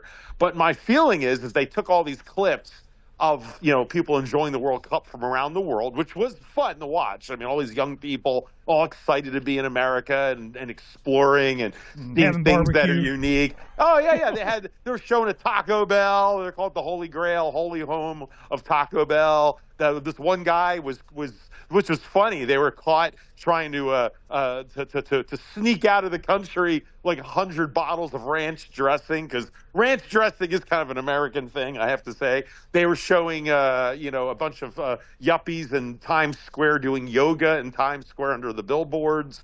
There was of course, person riding a horse with the flag. There was, all kinds of Americana kind of stuff. South Koreans partying with Mexicans and Egyptians, hanging out with Israelis or whatever. Yeah. And it's just a lot of fun things here in America. Of course, even before that video, I saw a lot of videos of Japanese people coming to Texas to train or whatever, and they were just blown away. The Japanese people cleaning up the arena, the stadium after the game because Americans so freaking nasty. Right. The Japanese are always cleaning up. That's why it's so clean there. Exactly. It's part of their culture. But no, it's when Japan, I mean, everything's so tiny there. I mean, that's why their cars are small. They live very small. And then they go to Texas. You can't have any bigger disparity between that. So that's always fun with the Japanese. But anyway, it's a lot of cool stuff in the video. It's fun to watch and listen. But the audio is the singer, sounds like some country guy. But my hunch is that this person grabbed all these clips, put them together, and then told AI, make a song that's commenting on. I'm certain that's what happened. Yeah. I mean, it's. I mean, James Corbett didn't like it for just that reason. It's a bunch of AI. That's the freaking point. Well, that alone, I have to say, it was very fascinating. That it's like a reverse version of AI. Instead of doing the song and make the video to it, they just said, just find a phrase or so to describe each one and make a song out of it, which it did. So that's one comment. The other is, and this one, I'm not. Let me finish my comments, and I'll throw it to you, and you can agree, disagree. But my one definite critique with it, or criticism, is that it keeps talking about the refrain is, this is what freedom looks like, or to some degree, that's what they were saying. That's the refrain. This is what freedom looks like. Well, it was at least on the 4th of July, so I mean. It wasn't really anything about 4th of July that I was seeing. It was basically showing people from other countries coming here, getting along, having fun, but also exploring American, essentially, culture. And that's all cool and fun, but that's not freedom. That's now, if they want to talk about this is what a freedom looks like, they should do what Ernest Hancock does when the foreign exchange students come, and he brings them out to the farm to go shooting. That would be cool, to video stuff like that, or maybe the Declaration of Independence, or showing, and I don't get triggered on this one, but how our voting system in theory works. All right, I know that's a minefield for you, but I just mean the things like that to show what freedom looks like. Maybe how foreigners would look at it, that's signs of freedom. Going to Taco Bell or something, that's not freedom, that's a cultural thing. And furthermore, because of the traveling, and I appreciate you did mention this in the beginning when you commented, you said it's like what Phranq talks about being with other countries. And it is true. James will definitely agree with this. There's what's called the honeymoon period. And whenever you go to a new country, except for when I went to Russia. I really hated going to Russia. I was there right after the wall fell. I was there like 2 years later, and it was just a miserable place. So besides Russia, back in 1994 or whatever, every other country that you tend to go to, you tend to have this honeymoon period, especially the more different the country is. You go there and go, wow, look at what they do this. Look at this restaurant. Look at this type of smells and the sights and all these quirky things that are different and unique. And it's easy to suddenly fall in love with something new. Heck, Benjamin Franklin went through a honeymoon period with France when he went to France, and he almost didn't come back because he just fell in love with France. And that's what happens. There's even a video of a guy that went to Japan, and he did a TikTok video, and it was kind of like a TikTok. And James would love this. And he's showing him over time. And like the first part of the video is he gets off the plane and he's looking around. I can't believe it. I'm in Japan. And then like 2 months later, wow, I'm in Japan. It's pretty cool here. And then like a year later, it's like, yeah, I'm still in Japan. You know, this is cool. And then like 2 years later, and it goes like, oh my God, I'm still in Japan.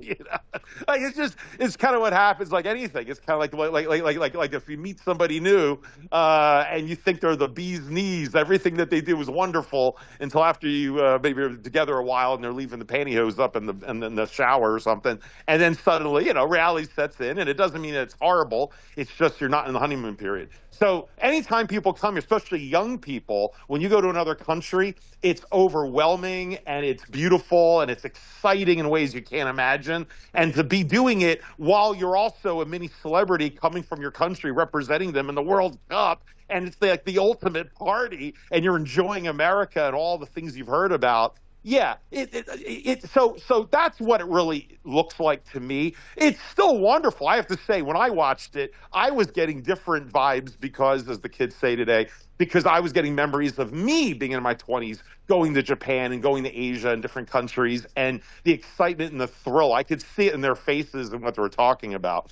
So anyway, just wanted to comment on that. Okay, well, my thing is just what the quick last thing is like when you go to the like. thing. Hey! If you looked at your chess clock and he made 4 comments on me talking more supposed than you, and it is so. I just know the audience already gets it, so I won't even say it. But man, read the room, dude.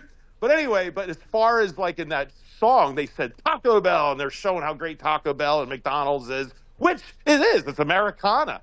But if you go to the Philippines, any of you been to the Philippines, the minute you get off the plane in Manila, where do you go? A Jollibee. Jollibee's fast food chain is like unique Filipino fast food that just is, everyone knows a Jollibee. Or like when I was in China or Japan, I would walk to the train station, and I would see 100 senior citizens all doing Tai Chi together, slowly out like under the sun, silently and beautifully. And of course, in this country, they're all senior homes. These nursing homes. They're all doing Tai Chi. So it was really unique to see, and it echoed watching all the yuppies in Times Square doing yoga. So it's just every country. This is why I say this with love. I really would love for you to go one of these countries or a few of them and backpack through. And don't do the touristy thing. But not only do you really understand what I'm getting to, but then when you come back, you see the culture for what it is, and it's like falling back in love with someone you haven't seen for a while, and you really see it more. So anyway, like I said, I did enjoy the video. I just saw it a little bit differently because to me it wasn't about freedom. It was really about celebrating our culture, and all countries have it. And it's just exciting. What was my point about it? Why did I send it to you? What was my point? Well, I think the part that resonated for you more was, and great, you didn't have any comments on it, but I think one, it was showing people from all around the world coming here and getting along. Also had nothing to do with borders. It was just human beings coming together and finding common ground and just working together. Nothing else. No subtext. No nothing. It's what they them those fear. They cannot have an entire world represented by dozens and dozens and dozens and dozens, 80 whatever countries in this thing, 60-something countries in this thing, coming, getting along, enjoying themselves as their own individual groups and interacting with other groups. You got the South Koreans partying with the Mexicans. I mean, it was just so focused on sport. That's why I have this aversion to the Olympics. I'm like, it's about individual competition. Where's the anarchist guy? Where's the thunderstruck anthem? Where's the person that was born on a ship in the South Pacific and he doesn't have a country? Hell, they've had guys that didn't have countries. They were eliminated in Africa, got taken over by what? Oh, I'm sorry, you can't compete in the Olympics until you get a passport from some country you got to represent. You got to be on a plantation. You can't just be the best athlete in any particular sport. This is the point. The point is sports is pure. It's a meritocracy. And they come here to celebrate meritocracy. meritocracy in competition, and they enjoy it. They're just there for the party, the competition. Let's go see. And then you have some Eastern European guy goes into Buc-ee's, or Bass Pro Shop is like, what the shit? Well, Ernie, it was the meritocracy. You're wrong. You know why? Because Donald Trump put his thumb on the scale. Right. It came to mind. All right, man. I'll turn it to you. Go ahead and play it. Audience, thanks for listening this long if you're still there. And thank you, Ernie. We'll talk to you next time. Bye-bye. All right. Peace. Yeah, I'm just going to go ahead and, just play it, and that'll be the end of the show. It's not real long. It's not real short. I mean, it's like 4 or 5 minutes. But it is just an upbeat AI generate whatever. I mean, somebody had to, put this scene and this, and they crafted it. Now, we just did a show with Aaron Day. Aaron Day's show. He's got like something stupid, like 60, 100 agents, AI agents that do all kinds of different stuff for him because he's a geek. He's a crypto guy, but he's politically active, and the New Hampshire does not want him on the ballot running for U.S. Senate because he's going to cause the Republicans the Senate. And it's because he goes, look, you lying sacks of snot, I'll pull out if you do these 4 things. Don't be a scumbag, don't be a scumbag, don't be a scumbag, don't be a scumbag on these 4 things. And one of them was Witkoff, get rid of somebody in the cabinet, release the crypto prisoners, something economic thing, whatever. He had, you do these, why would I run? You don't do these, I'm in your face. So now they're trying to get him off on some technical thing of, where he lives or how his voter registration, something like that. So it's, but he has the ability to fill whatever time that he's saved with all these agents to do more stuff like this video in the campaign. Now, if he doesn't get on the ballot, he's going to beat the living crap out of him anyway. So, it's an enlightenment thing. So I'm cool. I don't have a problem with the AI. And that was the conversation I had with James. I'm going, Corbett, I go, look, the reason we had a Freedom's Phoenix workshop was not like doing T-shirts. We had our own printing press. We had our studios. We had our DVD duplicators. We had our sign production. The reason wasn't that we could do it any cheaper than some ordering it in bulk on somewhere else, but we could do it right then. Because you have a story or something's breaking in the morning, you show up at an event that afternoon with the right T-shirt, you win. And it was all about timing, speed. And a lot of times, even though we could have things done, I give you a good example. We would do a newspaper, and then, people would fold it, put in different inserts, kind of, and they go get delivered, and we had subscribers, and we're slinging it on, testing out different precincts. We wanted to see what impact it'd have in just a precinct in a race that we'd have some. I mean, we tested all kinds of stuff. Well, I remember one time that we could have it separated for a little bit, a couple $100 more, all these 100,000 papers, because they do them in a section of 8 pages. You get up to 32. You get like 4 of these 8-page segments to make a big paper. Well, what we realized we only needed, the 8-page version of it, to, have the impact that we wanted. And we could have it all printed as a 32-pager. And then you take the 4 copies of it in there and separate them, and then you fold those and you do it. Well, they would do it for us, and it would have been really cheap, but I'm going, but then we wouldn't have anything to do because we had lots of volunteers. This is during the 90s, libertarian stuff.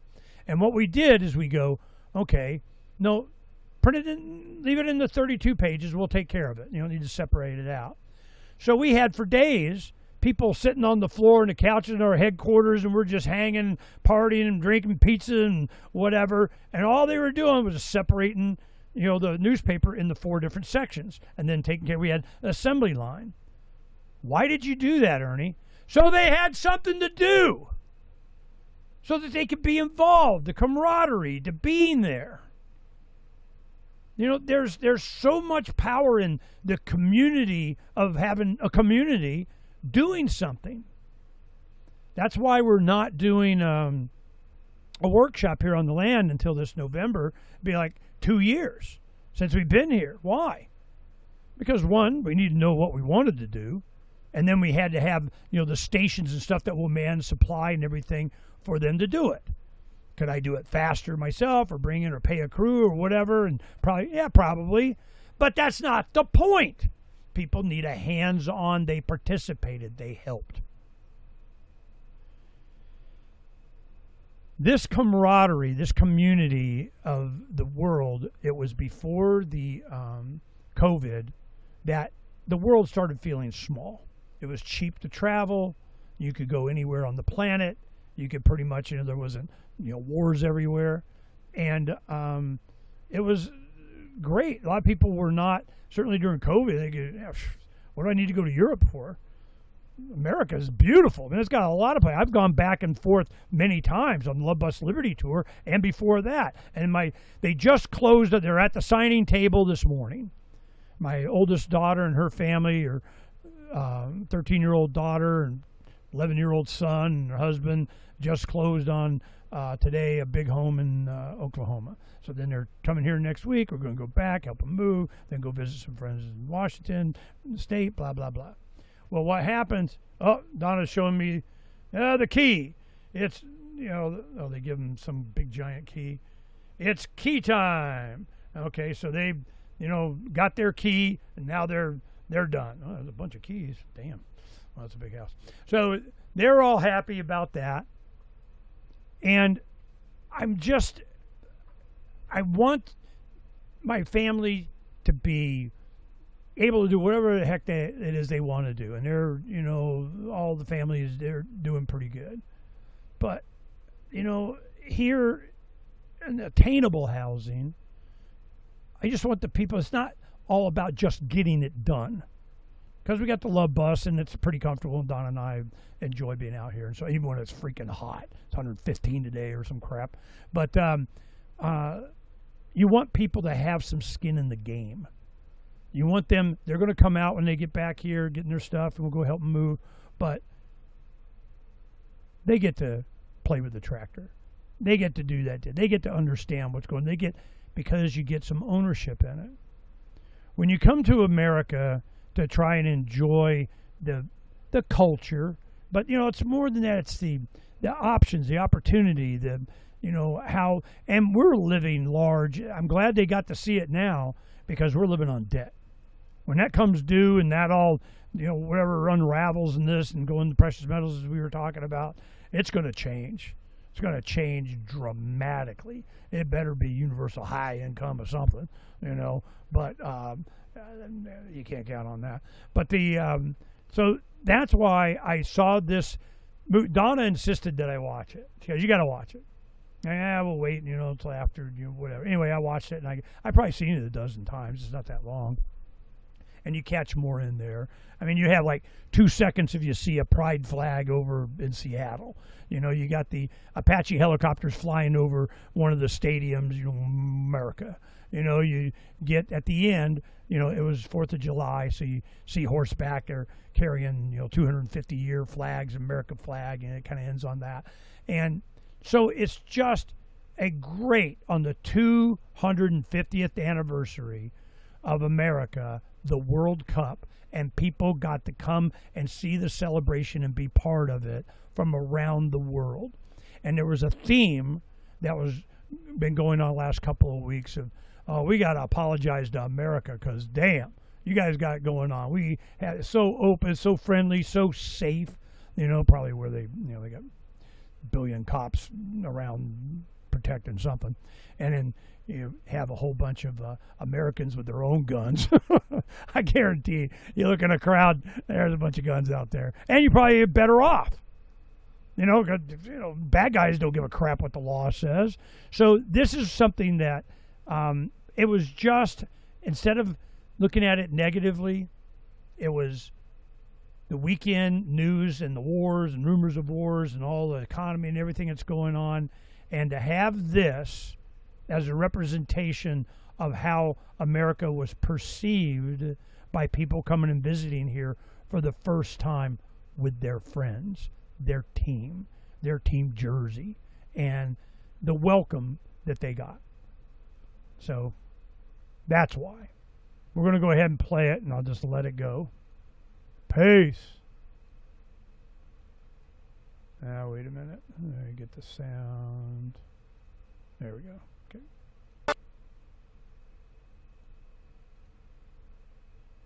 I'll have to refresh it. Yeah, it probably has a timing thing on it. Okay, let me do this. You'll enjoy it.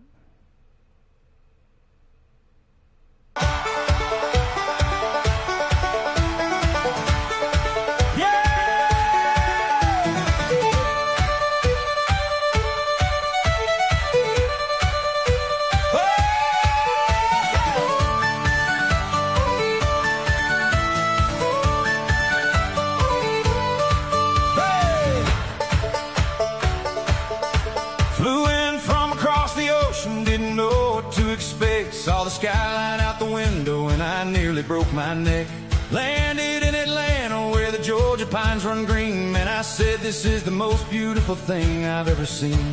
Pulled up to a Waffle House at 1 a.m. real late. Hash brown scattered, smothered, covered, 10 out of 10, it's great. Discovered free refills and I almost lost my mind. Found the kind of welcome that I never thought I'd find. Welcome to the land where the whole world comes to play. Flags from every nation waving proud and on display. From Boston to LA, from Dallas to the sea. 80,000 voices, this is what it means to be free. Hey! Welcome to the land, yeah, we're rolling out the door. Every street a stage, every stranger wanting more. The ball is in the air, and the whole wide world can see. Welcome, welcome, welcome to the land of the free.